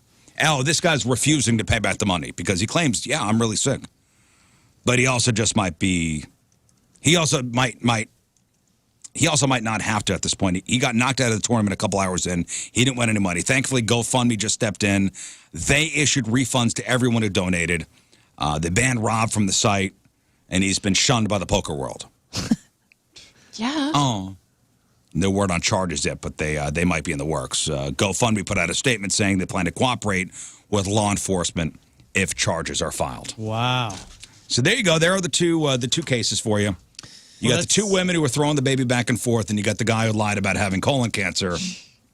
You can't throw a to baby. get the donations. No, but I will say it speaks highly on GoFundMe. They actually returned that money to folks, even though they lost. They took the loss. Wow. But no. So what do you think, Scott? Oh, it's the morons hurting. It's the kid, the baby. man. Yeah, The sweet absolutely. little guy. Throwing the baby, throwing the baby. Throwing the baby. Throwing the baby. Dude. See, again, any other week, the guy lying about having colon cancer, he takes it hands down. Yeah, he's a douche, but cancer lying can only be beaten by throwing babies. Yeah. For the most part. I mean, that's. Really, yeah. I mean, That's true. That's it. I would say the only time that's easily dismissed is, wow, someone is throwing babies. Yeah, and they break his arm.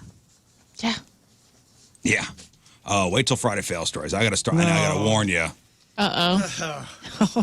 Anytime we're warned I gotta multiple warn segments you. in advance. I gotta Prepare warn you. yourselves. I'm not a horrible person.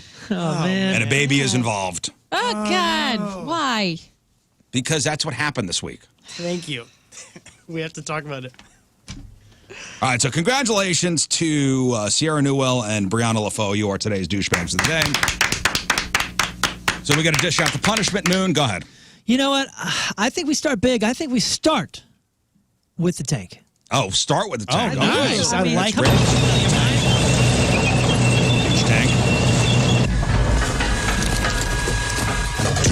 Okay, there's that. Next. You know what? I know this is a little bit lesser than a tank, but I think grenade really, I think that sends a message. All right, yeah, certainly does. Okay, Because we are finally. 100% following it up with a much bigger shell, and that is a bunker buster. All right, calling the airstrike. Okay, that takes care of that. Yeah, they're long. I feel better now. Yeah. Yeah, We did it, guys. solve that. And the world is a better place. All right, we'll take a break. We'll come back with your Friday fail stories. Yes, there is one in there that's horrible. I will say nobody dies. Nobody dies. All right. Okay. Nobody All right, dies. a That's positive. This is going to be a good week. Nobody dies. I've been waiting. All right, folks, time for your Friday fail story. As all these people thought they had the perfect plan, but man, somewhere along the line, that plan went completely sideways. And thank you for that, guys. And it became an Uber. Yeah. An Ultra. Yes? Dare I say it? Oh, I'm going to say it. Don't you dare. Mega.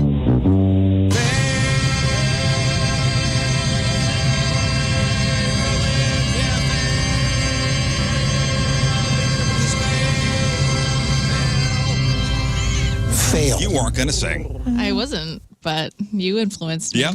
You got to participate. If you're going to be here on a Friday, you need to participate. We need a Great bass, boss. Thank so you, we Liv. thank you for singing. Friday Fail Story, sponsored by... Moritz Royce Jewelry, the official jeweler of the Rizzuto Show. All right, so a lighthearted one to start us out. An Australian journalist named Kristen Drysdale recently welcomed her third child with her husband, Chris. One problem. The kid's legal name is now Methamphetamine Rules. What? Huh? How? Explain. The kid is named Methamphetamine Rules. Explain yourself. Okay, well, the New South Wales Australia Registry of Births, Deaths, and Marriages let the name slip through the cracks during the submission process, despite the name being prohibited. A spokesperson said they've since strengthened their system to avoid this happening again. All right, mistakes happen, but why would Kristen name her kid Methamphetamine to begin with? Well, Mom had been working on a story for a TV news show, which aims to investigate the answers to viewers' burning questions. Okay? This one question came up. What can I legally name my baby? That's been a question that's been constantly coming up. So while researching the story, the then heavily pregnant Kristen was trying to decipher what the registrar default names a kid if the parent's first submission is rejected. Okay. So her plan was she's going to name this kid something, the most ridiculous thing they could imagine, Oh, okay. which was Methamphetamine Rules. Okay. So they did it as This a joke. makes me a little happier. Oh, It wasn't even Methan. as a joke. It wasn't even as a joke. I mean, as an experiment. yeah, experiment, but I mean, come on, there's some humor there. Of course, there's some humor there. They had to have been like, Right. The This is worst the thing we could goofiest. possibly. There's no way this could slip through. Right. She And- double checked that a few times, right, to make sure it's like. And she wanted to see what then they would default the name of the kid to be. right. So she wasn't getting a clear answer, and she was about to give birth, so she decided perfect time to take matters in her own hands. So she says, we thought, what was the most outrageous name we could think of that will definitely not be accepted?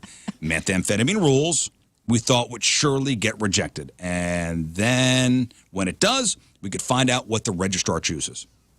It really was just a lighthearted, curious attempt to get an answer to a question. Imagine her horror when her initial online submission listing her son's fake name was approved very quickly. No. What a story, dude. And here comes the birth certificate with Methamphetamine Rules listed as the baby's name. Fail. Sounds Ultimate more like a fail. girl name anyway. Ultimate fail. What a story for that kid. You know, everybody talks about, like, oh, this happened to me as a baby. Oh, you'll never believe this. You'll never believe this. What was your first name, Rick? It was methamphetamine. Middle name Rules. Yeah, that's kind of a sweet middle name. Obviously, they're going to get the kid's name changed, Yes. but it's going to take a couple Crack of weeks cocaine until they rules. legally get to change the name. It will be harder to change the name than it was to get Oh, I'm sure. methamphetamine rules. Okay, here's the warning, okay? A warning about the story. This is not great. Not a great story. I'm warning you again, this is a bad one. 32-year-old woman from Indianapolis has been accused of stabbing a baby Oh, my You God. can't stab a baby. What is while happening attempting today? to stab a dog You can't stab a dog. for eating her chicken sandwich. Oh, you didn't. You should have started with that. We would have. It makes a little more sense. So this happened on Tuesday night at a Days Inn. Again, this is in Indianapolis. The kid is the niece of a woman named Sharon Key. So the family went to Burger King to pick up food. They went back to the hotel. Sharon said that her pit bull ate the chicken sandwich. Get another one. So she got angry and chased the dog around the room with a knife. The dog jumps on the bed where the kid was. Sharon says she was trying to stab the dog, but missed and stabbed the niece. Golly. Accidentally. Trying to stab a pit bull in a hotel room over a fast food burger, stabbing a baby. This is Hooshe. This is top of the trophy Hooshe. Am I right? Yeah. This has got all sorts of things going on here. And it's her niece. It's not even her own kid, right? Well, after the stabbing, the kid's mom, who was also in the room, quickly called 911. Kid's going to be okay. Got a couple stitches in the ear and neck. Cops found Sharon hiding in a bush outside the hotel. She's been charged with criminal recklessness. Fail. Not surprisingly, this woman has a history of making bad decisions. In fact, she's been in and out of jail more than 20 times over the past 10 years. Where did this happen? Indianapolis. Oh, man. Man. Also, interesting. There's no also. No. I mean, let's hope. What is he also there? Nothing. I'm not. No and then. No and then. All right, something to cleanse the palate. Losing something pricey like an Apple Watch is not good. Had it happen to me. I donated one to Poseidon. And you might do, and you In the might sea. be willing to do crazy things to find it. But there's a line you can't cross. So one in Michigan was in an outhouse on Tuesday morning when she dropped her Apple Watch into the toilet. It's done.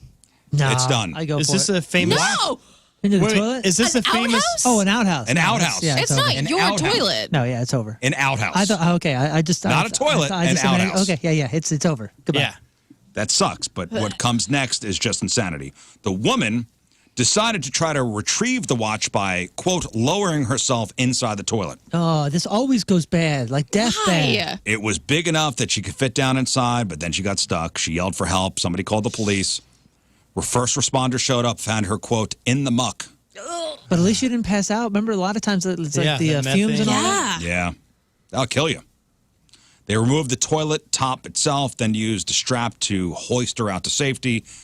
For better or worse, she did manage to retrieve the disgusting watch. All right. Good for her. You She was could never bobbing get for that clean enough. bobbing for Apple. Can you imagine? There's like that strap, you know, and they're going heavy machinery, and pulls her out, and she goes, "I got it." Yeah, I got it. Oh, good. Thank She you. got a guys. smile on her Going face. home. Afterward, I got the police issued a public reminder saying, if you lose an item in an outhouse toilet, do not attempt to venture inside the contaminant area.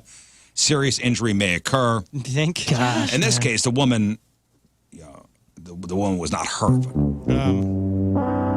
Failed. This did remind me of something that happened last week. I have my pocket knife on my belt here, and Fell it fell in the toilet after I got done peeing. Oh, Here? I was like, no, this is at home. Oh, that's not that's bad. all right. That's Yes. not I know, bad. but I still had, I was like, well, bad. it's your own filth. It's your own pee. I know, but And it was you're just at home. funny. I was like, dude, why? I've had Why? that. I dropped a key in a toilet at school once in high school, I think. It was like a house key, you know? Yeah. And I was like, oh, no.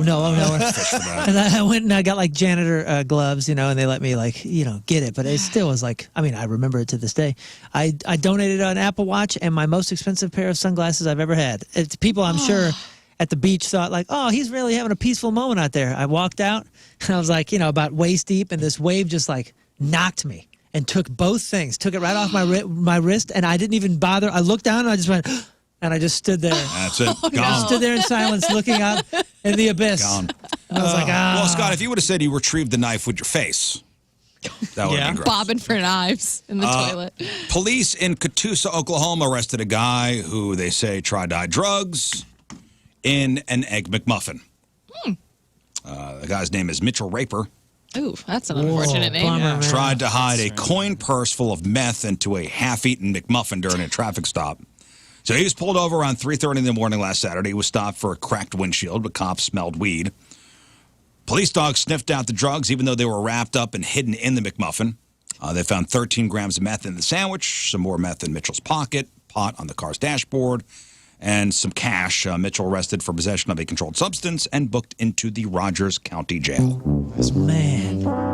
Failed. I get, like, how does this happen? I understand people get really weird about, names and prideful and all this kind of stuff. But how does that happen? And like, how do you let? Okay, and think about like most names: Smith, Taylor. So Mitchell Raper, Smith, Taylor, all these. They're all like they're all tradesman names from back in the day. How does one acquire the last name Raper? You are a raper and let it go and let it go. Was that like a criminal name from the medieval times? Grandpappy John was known for raping people. Yeah, so Grandpappy John. Change it to something similar, like report. I don't know. How about rapper? Just add another P. Rapper. Yeah, I mean, this is a simple change. Let's do your descendants a favor. So it's R-A-P-E-R. That's raper, right? Well, I guess what you else could it say be? rapper, but that'd be 2 P's. Yeah. No one's going to say that. What are you going to do? Walk around correcting everybody? And now it's like out. Now it's not only awkward because they've read now your last name and said raper. But now you're correcting them? Come on, let's just get it over with. Mitchell, R-A-P-E-R, right? Am I saying that right? Raper. Raper, yeah. That's if it was the word. rapper, it'd be R-A-P-P-E-R. You got to change that, right? I mean, you got to. I mean, okay, I get there's pride and there's weird. We have all these weird connections with our names and past and all that, but come on, what's in a name other than that? Yeah. This right here is next level Florida. 37-year-old Melvin Cintron arrested last week for arson after he torched a car belonging to his girlfriend and cousin, who are one and the same. Whoa, say again? Yeah, rewind that. Melvin was arrested last week for arson after he torched a car belonging to his girlfriend and cousin, who are the same person. His girlfriend is his cousin. First cousin? I'm not sure. Which shade of cousin?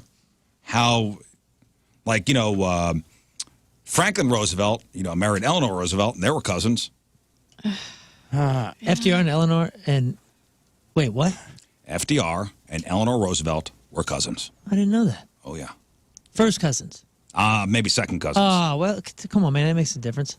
I mean. Does it? Yeah, I think it does. I mean, I hate to say it, but it's got. I mean, you're looking for every difference. Not in my book. And listen, when you're talking about that, you're looking for every difference you can find. Yeah. So yeah, I think it makes a difference. And so, which part of Missouri did you say they're from? This is Florida. Melvin was caught on camera lighting his cousin lover's Jaguar XC on fire in front of a house in north of Miami. She had a Jaguar? Wow, a Jaguar XC. That's how I was like, whoa. What's a Jaguar XC though? Is that something that like has no value after a minute? It's a nice Geo Metro, maybe. Yeah. Because don't Jaguars like lose? Hey, by the way, raper is actually an old trade name for a rope maker. Well, let's call it. We need to change it to something else. Roper, Roper would be better. Everybody a favor. Do everyone a favor. Because, I mean, think about the teacher that has to shout that out in class. Like, I don't want to do that. R word. Sit down, Raper. Yeah. I mean, cool. That's a weird confession. Yeah. Oh, why didn't you play football? Well, because I didn't want that on my jersey. Yeah. Raper, get in there. What? Here's a Jaguar XC 3.0 VX supercharged. Oh, so dope. 14 grand. All right, well, still, listen, she has a Jaguar, okay? That's a cool car. Look, Melvin nice lit it on fire. I feel like if you can own a Jaguar, then your dating pool should be larger than your family tree. I would think. The girlfriend cousin first told cops that her car caught fire as she drove home because she was afraid of what Melvin would do if she told the cops the truth. Whenever she talked to police about what happened to the car, Melvin made her put the phone on speaker. When she was able to talk freely, she said that she's scared of Melvin because he carries a fully automatic gun with a double-drum high-capacity magazine on the regular. Melvin's in trouble. Yeah. Melvin's in jail. Caught on camera. Fail. That's a nice car. It also sounds like his parents might have been cousins. Wearing a wetsuit, fins, and a crossbow strapped to his back, 24-year-old Jeremy Wallace from Sombrero, Ontario, Canada, had the perfect plan to steal a gun from a pawn shop in Michigan. You see, what was going to happen was he was going to swim across the St. Clair River from Ontario to East China Township in Michigan. He was going to then walk 16 miles into town to the nearest pawn shop where he could steal the gun. Well, he made it to the pawn shop. Wow. That's a good hike. Employees thought he was acting strange and kept an eye on him. He wound up grabbing a .22 caliber 6-hour pistol, 2 magazines, and ran from the store. A pawn shop employee called the cops. Jeremy was found in some woods after a foot chase. Not sure what he's being charged with, but this dude is in big trouble. He was going to swim back to Canada. So the woods, you wear the fins and stuff. And Hey, by the way, how dare you? How dare you besmirch the name of what some would call a World War II hero FDR and his lovely wife, Eleanor, were fifth cousins once removed. Fifth cousins. And you just had all of us thinking, you know, they were broing at Christmas when they were 9 years old and decided to get married later.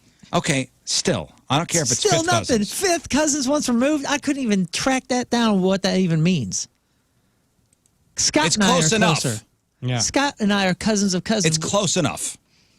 Whatever, dude. It's close enough to remember the difference between fifth cousins once removed and cousins. Look up this. Okay, so Come on, dude. I'm not here to, like, you know, defend the Roosevelt honor or nothing, but come on. So FDR marries Eleanor, and I think Teddy Roosevelt, former president, gave Eleanor away at the ceremony. And Teddy said to FDR, "Way to keep it in the family." That's a joke. That's funny, though. Oh, that is awesome. I'm paraphrasing. That's shows a good sense of humor. What else do you want? I love it. Another one of these stories. A kid in North Carolina is in some trouble after being busted conducting traffic stops while pretending to be a cop. Why? The best. This kid's either 16 or 17, and he outfitted a Dodge Charger with emergency lights. So deputies last Saturday got a call about somebody wearing black tactical gear and conducting traffic stops on Highway 161 just over the border in South Carolina. Later that night, a sheriff pulled the kid over. He had red and blue light bars mounted inside his car. He claimed, he goes, "I'm with the Clover Police Department." And then he changed to, "I'm with the South Carolina Highway Patrol." Kid's so grounded. Dummy. So grounded. Failed. That stuff can't be cheap either, man. You're just showing you you can't be trusted He's with showing money. that he's good at working on cars, though. Yeah. He should Got some skills. All right, two more. You'd expect this in like a Rambo movie, but not in real life. So a 61-year-old guy in Northern California got stabbed by a random trespasser over the weekend. But then he pulled the knife out and stabbed the trespasser with it. Nice. Badass. Whoa. Badass. It happened this past Saturday near Napa, just north of San Francisco. The trespasser is 33-year-old Andrew Dixon. The homeowner's power went out around 9 a.m., so he walked outside, and Andrew was there. I don't know if he cut the power, but it might have been a burglary gone wrong. They ended up fighting. Andrew stabbed the guy in the back. Whoa. But then the guy pulled the knife out and stabbed Andrew in the torso with it. Oh, my gosh. And then used the knife to subdue him until cops got there. Pretty badass, right? Wow. I'm going to stab you back. Neither suffered life-threatening injuries. Cops arrested Andrew for assault, elder abuse, and attempted murder. And failed. Dang. What kind of knife did you picture? I always just picture almost like Rambo knife, you know? But I wonder if it was a smaller one. I don't know. Knife's a knife if it's in your back. That's close to everything. Right? I mean, that is everything. Supreme badass. Yeah. That guy is. And finally, in your Friday Fail stories, a 41-year-old man from Oklahoma, Melvin M. Day. It's Melvin week. Tried to fake his death last month. How'd it go? He tried to fake his death by having his son tell the cops that he drowned while they were kayaking in the Mississippi down in Louisiana. That's sad. At the time, cops were quite suspicious because he was due in court later that day in a case involving some serious rape charges. Then they discovered that Melvin had been ordered to wear an ankle monitor as a condition of his bail. And that placed him in a Walmart earlier that day, where he bought 2 prepaid phones. At some point, he apparently cut the ankle monitor off. I don't know what when that happened and what he did with it. However, the cops were able to track him down through the phones, which he used periodically for a while and then dumped.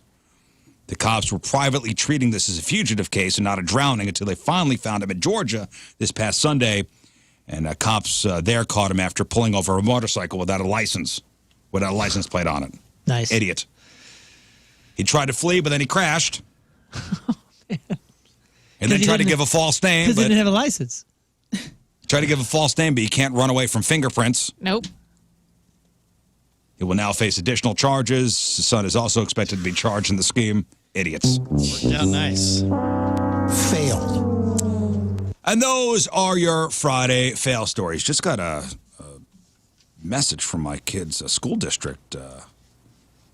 Babbler, Lafayette High School, Rockwood Valley Middle School have been placed on soft lockdown due to a domestic dispute in the area. Huh. What is soft lockdown? I've never heard of that before. Everyone's safe. School day continues, so just no outside activities. Oh, so that's probably what that means. Interesting. No recess. I don't know. Today is homecoming, the homecoming game at Oh, no. the whole parade and everything. I don't know what's going on I here. don't have to cancel that stuff. I know that's a big deal. They've been looking forward to that for a while. I want to inform you that our local police department has asked Lafayette High School, Babel Elementary, and Rockwood Valley Middle to go into soft lockdown. This is due to the fact that our police officers are dealing with a domestic dispute situation in the area. So out of an abundance of caution, we're taking the lockdown precautions for the safety of our students. We want to assure you that your child is safe and proceeding with the routine of the regular school day. The doors of our building are locked as usual, but students are remaining indoors and outside activities have been suspended.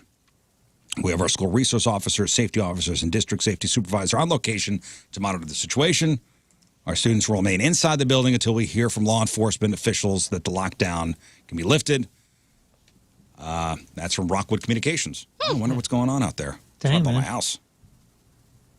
Interesting. All right, let's take a break. We'll come back and we'll give away some stuff. We're going to give away the rest of our prizes here. We got Avenged Sevenfold tickets. Avenged Sevenfold, big summer show at Falling in Reverse on Monday, up at the amphitheater. We got tickets to go see Queens of the Stone Age tomorrow at St. Louis Music Park. We got tickets to go see Asking Alexandria and The Who, co-headlining Bill Monday at the Factory. We got tickets to go see 311 with AWOL Nation next Tuesday at the Factory, and tickets to go see Royal Blood tonight over the pageant. After the break, we're playing Porn Star or Weatherman. Very simple game. We're going to do this quickly. Liv is going to read you the name of a showbiz personality, and you tell us if this person is a porn star or a weatherman. 2 out of 3 right, you win. Simple as that. Porn star or weatherman. If you want to play, 314-624-3833 or 618-398-3833. We'll play next. Hey, has anybody here had acupuncture? No. No, I want to try it. I've had it done. I think I have. I don't know. Did you find it helpful? Needles? Yeah. I mean, I was having some knee problems and back problems, and my wife hooked me up with some acupuncturist, and I think it worked.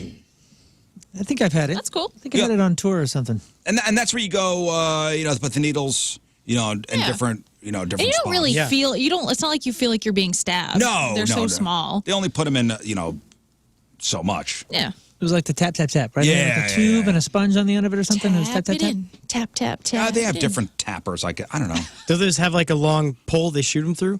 like darts? Yeah. I thought it was what You they went to did. one of those guys? Yeah, they knock you out for a little bit and you wake up in the jungle. It's good. I don't know. I'm not opposed to it. No. People go to acupuncturists all the time, and I guess you do have to have a license for it. Yeah, that sounds You're about dealing with needles, putting them into people's skin. Yeah. My back cracker, he has the ability to do that. Oh, does he? Yeah. So an unlicensed New York City acupuncturist allegedly punctured a woman's lungs during a treatment. What? How do Yeah, you too do far. that? Went too far. My bad. What is that depth? So, I'm curious. I don't know. The 63-year-old woman went to this acupuncturist in Queens. She was looking for some help with back and stomach pain. And she got more than a dozen treatments from this particular acupuncturist over the last 6 months. After her last session, the woman passed out on a sidewalk, rushed to the hospital where doctors believed her acupuncture treatment was responsible for 2 collapsed lungs. That seems serious. Yep, too far. You're not supposed to go all the way in. Oh, my gosh. Too deep. Yes, this unlicensed acupuncturist is looking at 25 years in prison. And they're looking for other possible victims to come forward. Yeah, I'm going to go ahead and say that that's one of those things. You really need a license if you're going to voluntarily stab people. Yeah, you think? Yeah. You know what I mean? If somebody's coming in to trust you to stab them multiple times, A lot. Yeah, they put a lot of needles in. I would really like a license for that. Yeah. Yeah, how... what's the facility like that this was? Was it her house or something? I don't know, but speaking of stabbing. All right, we're playing Porn Star or Weatherman. So here's the deal. Liv is going to read you the name of a show business personality. And you tell us if this person is a porn star or a weatherman. 2 out of 3 right, you win your choice of tickets. Avenged Sevenfold tickets for the show on Monday night. We got tickets for tomorrow night's Queens of the Stone Age show. We have tickets for Monday's Asking Alexandria show. We got tickets for next Tuesday's 311 show and tickets for tonight's Royal Blood show. So while supplies last, we're just going to blow this stuff out. Give away as many as we can. 314-624-3833 or 618-398-3833. Let's go to Kevin in O'Fallon. Good morning, Kevin. Hey, good morning. Great show, guys. 3 out of 5 stars. Thanks, buddy. you. Appreciate that. Nice. All right, Kevin, let's play porn star or weatherman. Tyler Knight, porn star or weatherman? Let's go weatherman. Tyler Knight is a porn star. Off to a terrible start. Here we go. Next. Steve Knight. So you go from Tyler Knight to Steve Knight. Yeah. How about weatherman? That is a weatherman, yes. Yeah, nice. Back From on track. Harrisburg, Pennsylvania. All right, all comes down to this. Come on, Kevin. Keith Thompson. Keith Thompson? Yes. Weatherman. Yeah! Good. That was a relief. In Portage, Michigan. All right, Kevin, what do you want? Give me those 311 tickets. All right, Good choice, 311 good choice. AWOL Nation next Tuesday over at the factory. If he Hang on one said second, Keith, Kevin. what was his name? Keith Thompson. Keith Thompson. Keith Thompson was a porn star. I was gonna be like, what is that guy bringing to the table? Because it must be amazing. His Keith Thompson. Right, like I mean, he must be awesome. He's like, Keith. I don't even need to change a cool name. I don't need a sticky thing at all.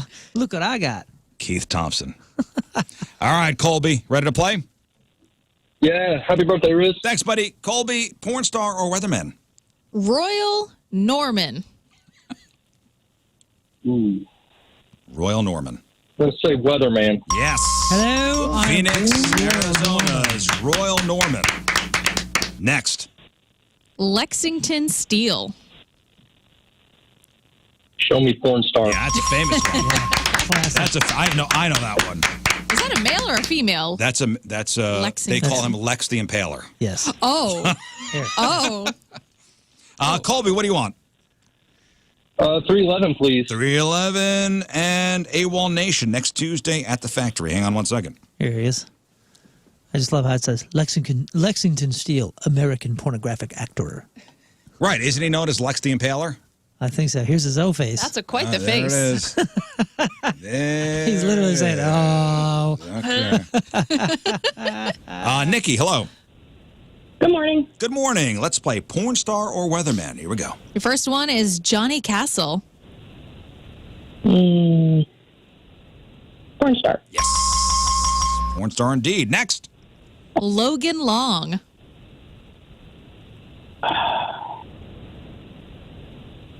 Porn star? Yeah. All right. Crushed it. All right, Nikki, what do you want? Oh, hang on. I hung up on her. Nikki, hi. What do you want? 311 tickets, please. All right, 311 and AWOL Nation. Hang on one second. Okay, flying through those tickets. Christina, hello. Hi. Hey, Christina, let's play porn star or weatherman. Okay. Okay, Eric Stone. Eric Stone. Eric Stone. I'm gonna say he's a porn star. No, weatherman in Tampa, Florida. Next. Lee Stone. Lee Stone. Lee Stone. Eric Stone, Lee Stone. Porn star. Yes. Okay. Comes down to this. We're making this hard. Evan Stone. So Eric Stone, Lee Stone, and now Evan Stone. Okay. Porn star. Yes! That one was hard. All right, Christina, what do you want? I want the Avenged Sevenfold with Falling in Reverse. You got it. You're going on Monday. Hang on Thank one you. second. Oh my God. Thank you. Oh, my God.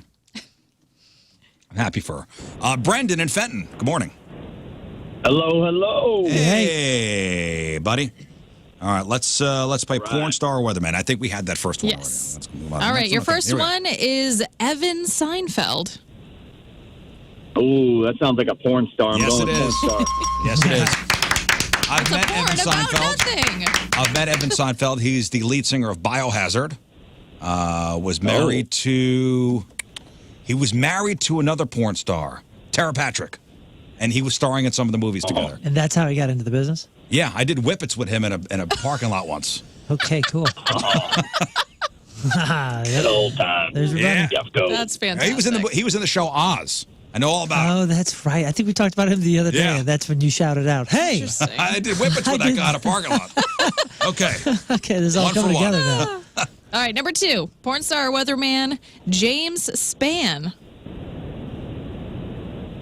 You say span?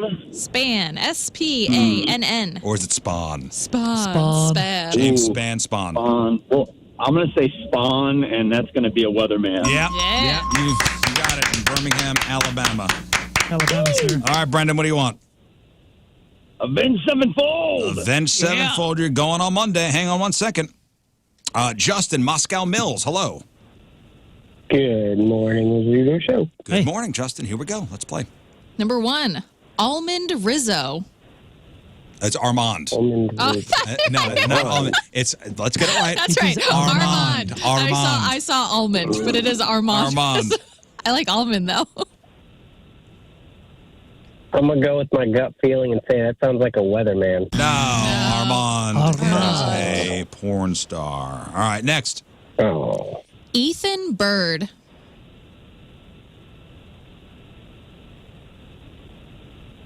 Bird like bird? B-I-R-D. Ethan Bird. Come on. Bird like Let's bird? go, Justin. Call. We're on till 10. We're going to go with weatherman. Yes. You Well, got it. indeed. Okay. Nice. Nicely done. Comes out of this. Woody Asaf.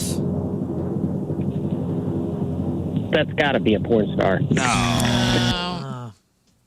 Sorry. Weatherman from Sorry. Jacksonville. I'm sorry, Jackson, Mississippi. That's a shame. Kurt, hello. Hello. All right, Kurt, let's play porn star or weatherman. Number 1, Jack Wrangler. Porn star. Yes. Yeah. Oh, sounds like a job. Oh, Jack Wrangler. I'm a Jack Wrangler. I'm a Jack Wrangler. Next. There's a Jack. There's a Jack. Number 2, Harry S. Morgan. Oh. Harry Morgan.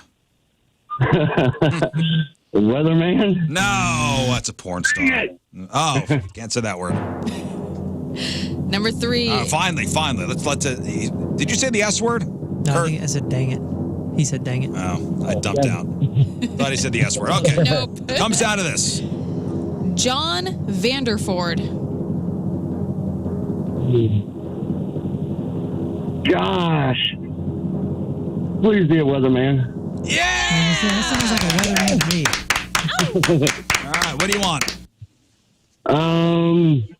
Avenged Sevenfold. Avenged Sevenfold. All right, we're out of tickets for that. Could All right, be a one, weatherman to me. One more contestant, and we go to Ryan. Hello, Ryan. Hey, good morning. Final contestant, porn star or weatherman. Here we go. Pierre Woodman. Porn star. Yes. That was with confidence. Are you familiar with Next. Pierre's work? Bin Wang. Bin Wang. Oh. Weatherman. Boom. Just like that. Bin Wang, weatherman. All right, Ryan, what do you want? 311, baby. 311. There you go. Final pair of tickets. There you go. Congratulations. Enjoy the show next Tuesday over at the factory. That's how you play porn star or weatherman. I love how you flip-flop between weatherman and weatherman. I've never heard anybody else say weatherman. Weatherman. Every time you do it, I Weatherman. question everything. I don't know what's right. My whole reality kind of. I don't know what's right. Fireman. Fireman. Weatherman. Fireman. Weatherman? Iron Man. Ironman. We'll take a break. We'll come back. Some food news, and we'll finish off with sports. It is 9:18. Everybody's getting all amped up about the Powerball. I missed the last work pool, so better not win. Well, nobody won on Wednesday. Right. So now the jackpot this weekend is an estimated $725 million. So the $725 million jackpot for tomorrow's drawing would be the third biggest Powerball prize this year.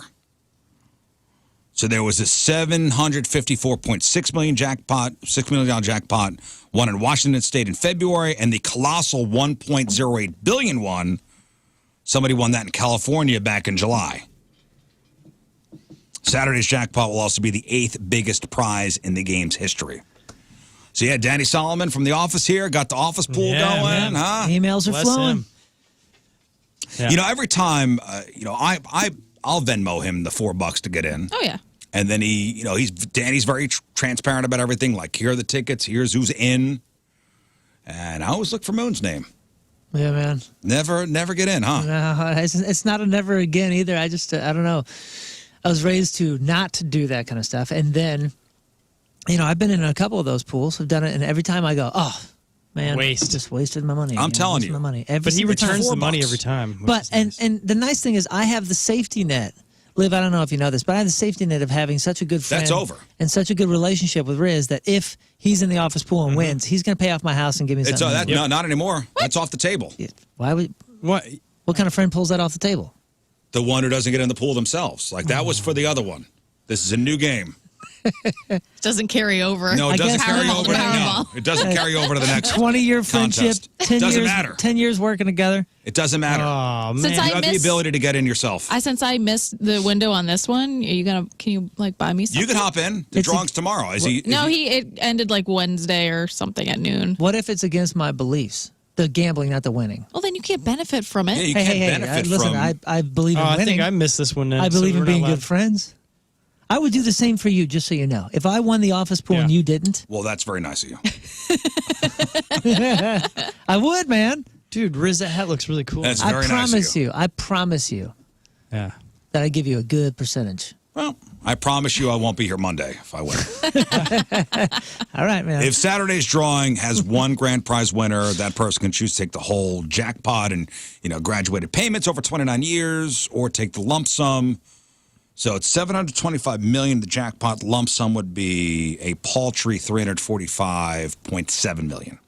How much do you get? How many more percentage do you get if you do the graduated payments? 29 years, yeah. You can get the whole thing. The whole thing. Minus taxes. Okay, So the it taxes will goes- still be the same because taxes will go up, right? well, I don't know. If you ask any financial person, they say take the lump. Yeah, so 'cause- you can invest in that. you'll earn more by Well, you're your investments every year. gonna lose it naturally in inflation. Well, and the everything dollar's else. not going to be worth as much in 29 years as it is now. Yeah. Right. So yeah, and plus, your amount that you would earn just by even putting a super safe account is way more Listen, than what you'd get overall. if I win, again, you won't see me Monday. There's a lot of people though that we know that we've heard of in these news stories that would have benefited from taking the 29 years. Oh, yeah. of course, because they're broke yeah, after just 3 years. Just Google quickly that guy Whitaker. Mm-hmm. What's his first name? I don't know. Is he the one that the whole family Jack Whitaker? fiasco? Tim? No, I think it's Jack Ted. Whitaker. He blew through. David. He had won like the third biggest jackpot in the history and blew through his money. How? Man, that's impressive. It's very well. Think about it. There's an EFT is sold for $100 million, and I just kept picturing that's got to be one of those lotto winners. It's like, well, I'll double this. Yeah. NFT, by the way. Yeah, that's what I meant. Yeah. But dude, I mean, isn't it like a majority percentage of folks that win these things? Yeah, and then also family chaos happens too. Oh, he's dead. Jack Whitaker's dead. You're telling me right now I wasn't prepared? Jack Whitaker, lottery winner, died in 2020. Okay, so he won.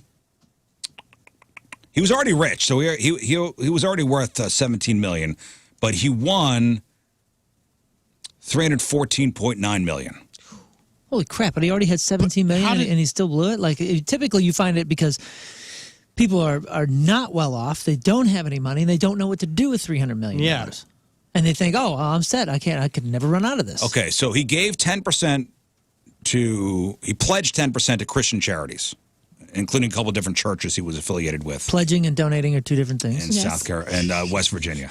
Did he donate? Ask Amber Heard that. Oh, God. The best. Yeah, pledging's good. I pledge a lot of money. Okay, so less than a year after he won the lottery, thieves broke into his car. Thieves broke into his car, which was parked at a strip club, and the thieves made away with $545,000 in cash. Why did he have that kind of smokes. cash? And he was carrying around. Now, What a now you know how you lose it. I'm sure he's sharing the gospel over there at the strip club, you know. When asked why he would carry that much money around with him, his response, because I can. You know what? Wow. That's the response for that. Okay, and then the following year, so that was August 5th, 2003. The next year, January 25th, thieves once again broke into his car, this time making off with $200,000 in cash. God, that's 700 something. You know what? I see a pattern here. And you know the pattern? This idiot's probably telling people he's got cash in his car. Or, you know what? I mean, if he got robbed for $540,000 in his car, every would-be car thief out there is going, well, where is this guy going to be in a year? Because all I got to do is break into his car, this idiot. And it sounds like he goes to similar places. This guy it was bad luck. So I don't think it was. In 2004, Jesse Tribble, an 18-year-old on and off boyfriend of his granddaughter, was found dead at his house. And then a couple months later, the granddaughter was found dead. What? Oh, yeah, he got hit with a DUI, and then he wound up dying.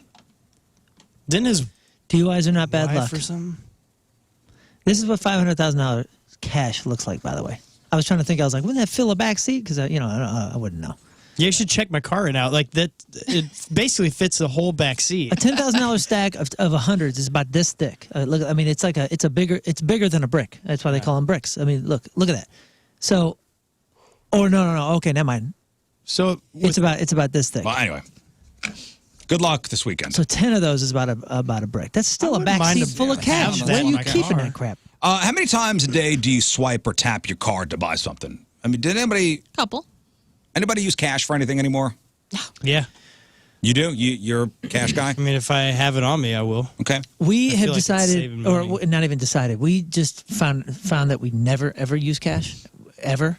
And we've decided only recently that we're going to do it here and there when we have cash, because sometimes it kind of just piles up, so, ones and fives and And whatever. it's terrible when you get too much cash. There's never too much.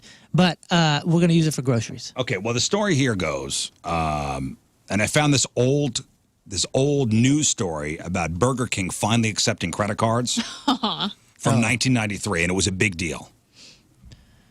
Yeah. I told the story the other day about my mom was in town. She took the kids out for ice cream. She handed the person behind the counter money, and the kid behind the counter couldn't figure out how to make change. Well, now it's reversed. There's a lot of these places that we're going that are cashless. They won't take cash. Yeah, there's that. Even like shops, ice cream shops, boutiques, different things like small shops, small business. They don't take cash. Which I'm shocked because you get hit with taxes and the fees from the companies. I don't understand the incentive here there. is this news report from 1993, and people are like, "Whoa, Burger King's now accepting credit cards? Whoa!" I remember being a kid and my parents going to a place like that, and I remember hearing my mom go, "Why would you use a credit card for a $4 purchase?" Yeah. Right. And I think your mom's in this news report. Do you remember those? The home of the Whopper is offering cash. What, Scott? Oh, do you remember the sliding machine they'd have to use back then to put paper down? Knuckle buster. Yeah. The home of the Whopper is offering cash or credit. I think it's pretty bad if you have to use a credit card when you go to a fast food restaurant for something as little as $3.10. Burger King bosses say workers won't have to figure out how much change the customer gets back. I just hope it doesn't slow things down at the cash and carry, that people are going to be having to call New York and get the confirmation or, whatever it is, because when I want a Whopper, I want it now. Just another way to spend money. I'm sure it'll work for people on vacation when they don't have to do something, but I can't imagine it working on a day-to-day basis here. Little did they know, 30 years later, here we are. If you use cash, you're slowing us down. That's my favorite guy. If I want a Whopper, I want it now. I can't get benefits, credit card benefits with my cash. The fact that they're saying that it's going to slow you down. Well, and now with technology, everything's pretty instantaneous. Yeah. Cash is obnoxious. Now cash slows you down. Like, It's obnoxious. And I want my Whopper now. And what do you think about every time you have to go through a wad of ones or tens or something like that at a coffee exchange? What are you thinking? Or at least what I'm thinking is, God, this stuff is so dirty. It's dirty. Mm-hmm. It's so dirty. Ugh. It's dirty, but man, I think there's an advantage. All right, well, because I want my Whopper now, and I don't want that have to call New York. Go back to 1993. Yeah, am I gonna have to call New York for my Whopper? Man, I want it now, dude. I want my Whopper, and this idiot's calling L.A. All right, for sports. his visa. Sports brought to you by DraftKings at Casino Queen. Think you know football? Bet on it at DraftKings at Casino Queen Sportbook. Cardinals lost 6-0 to the Brewers. And then put Wilson Contreras on the IL with left wrist tendonitis. Contreras came out of Wednesday night games after a 6th inning due to wrist pain. Now he's on the injured list. Bummer. I thought we'd turn this season around. Now, even without receiver Brandon Ayuk, the 49ers are stacked with talent. They got Kittle, Samuel, McCaffrey, Brock Purdy, just to name a few. They have backups that would start for any other team. It's almost unfair, especially considering San Fran's defense is also incredibly good. The 49ers were in a competitive second half, but they were simply too talented for the Giants. 49ers moved to 3-0 with a 30-12 win. And I'm winning the pick 'em just because that's what the data thing. Did everybody pick? Everybody. No one in their right mind would have picked the Giants. So everybody's tied. It has me at the top of the list. I have no idea why I'm winning, but everybody is tied. Congrats, man. Do not forget your picks, audience out there. If you missed Thursdays, you can still make your picks for the weekend. Don't sleep on that. It's weird the guy that's in charge of our pickup challenge is winning right now. By the way, I'm not in charge of it. By the way, the Cards play the Padres tonight in San Diego at 8:40. If you are interested in funsies baseball. Yeah, skate boys. Deion Sanders has insisted that he has no interest in coaching at the NFL level. That's all the buzz. That's what everybody's talking about right now. Is this another stepping stone since he went to, Jackson and then now Colorado? But that almost certainly will not stop teams from trying to change his mind. Jeff Howe of The Athletic spoke to 10 high-ranking NFL execs to gauge how much interest there is in Sanders at the pro level. Of those 10, 7 predicted that Sanders will receive interview requests during the next head coach hiring cycle already. Well, let's let the guy get through one season with Colorado. The other 3 said that it's too early to make that prediction. Of course it is. But they're not ruling it out. One exec said that he definitely wanted to bring in Sanders to hear what he has to say. He knows how to motivate players. He's crushed the transfer portal, and maybe that would carry over into team building through free agency. Another exec complimented Sanders for putting people in positions to maximize their skills without micromanaging. Several of the execs said that Sanders has a CEO-like quality that has shown that he can oversee things, which is an important trait to have when coaching in the NFL at a head coach position. Let's get through this weekend because they're actually playing a good team.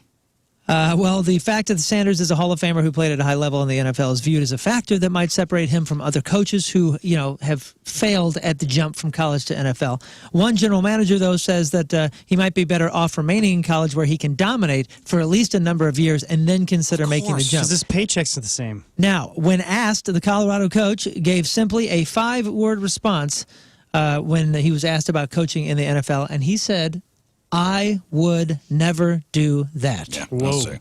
Sanders has Colorado off to a 3-0 start after the Buffaloes had just one win a season ago. He's rebuilt the roster in an incredibly brief amount of time, which will likely appear to NFL teams as very attractive since there's a lot of NFL teams that are Let's get through this weekend and see what he does. I'm Moon, and that's your sports because doing the bull dance, feeling the flow, working it. All right, one final break. We'll come back and wrap her up.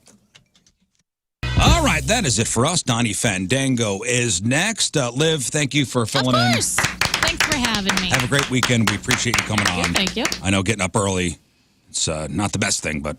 Yeah, I get a nap. It's fine. You crushed it today. Crushed it. Thank you, Liv. Thank you. All right, today's Pappy's Recappy. Brought to you by Pappy's Smokehouse, celebrating 15 years. Locally owned, world famous. 2 locations, including Highway 70 and Mid-Rivers Mall Drive in St. Peters. A lot on the show today. The winner of the Freak of the Week. We also had a great email segment. We found out that Rizz really hates eggs on burgers, and he hates you if you like eggs on burgers. Yep. It's a bummer, man. I think you're a sucker. We played a fun game, and we also had a tremendous Friday Fails segment. I mean, it went all over the place. Oh, douchebag of the day, too. Yeah, man. I mean, you said there was a competition. We had to pick between 2, but there was no competition. No, God, no. This is douchebag of the year, perhaps. How about the top of the show where we talked about the escaped sexual predator? I still have questions about that selfie. I want that full story. Hopefully we find out. It was wild. Today, the podcast title is "You Can't Throw a Baby." You can't throw a baby. True. Yep. True. Well, thank you, Moon. We had so many different options. I know, there are a lot of options. My dad was in a bag. We had a lot of them. Yeah. The heck of a show. Make sure you check it out. Follow us, subscribe, and hit the little 3 dots and copy link and share it. Take the weekend to share the Rizz Show with a loved one or somebody that you don't like Larry did. Big shout out to Larry on Lehman. We love you, man. Loves us. We love you, Larry. Don't forget to join me tomorrow. House of Pain grand opening, the District in Chesterfield. I'll be out there starting at 10. So come say hi. Free gym tomorrow. Gym is open, free for all to use and check out. So House of Pain tomorrow at the District in Chesterfield, right next to the Top Golf. I'll be out there at 10 o'clock. All right. Anything else? Couple things with me. I just want to thank everybody for helping out with my brother's donation thing on GoFundMe. We actually did a little update yesterday because at his rehab, he was able to take some steps. They got a brace for his leg right now, and took a couple steps. So put a little update on that. Thank you so very much for that. I'm going to be at DB's on Sunday for football. Come down, hang out with me, eat some great food, drink some great drinks, and hang out, watch some football. I will also have Avenged Sevenfold tickets to give out at DB's, and there's a new Soccer 101 podcast up in the midst of that exciting draw with LAFC on Wednesday 0-0, night, huh? and then tomorrow's match against Tense, Minnesota United. So check out the Soccer 101 podcast. Thank you. All right. That's it. All good. All right. All right. We leave you with a selection from our Team Rizz. Remember the day brought to you by Hot Shots. HotShotsNet.com/Team Rizz from St. Louis. Anthony Dyke is our Team Rizz. Anthony wants to hear this song. Have a great weekend, especially you, Larry. And we'll see you on Monday. Energy up. Bye. Love you, Larry.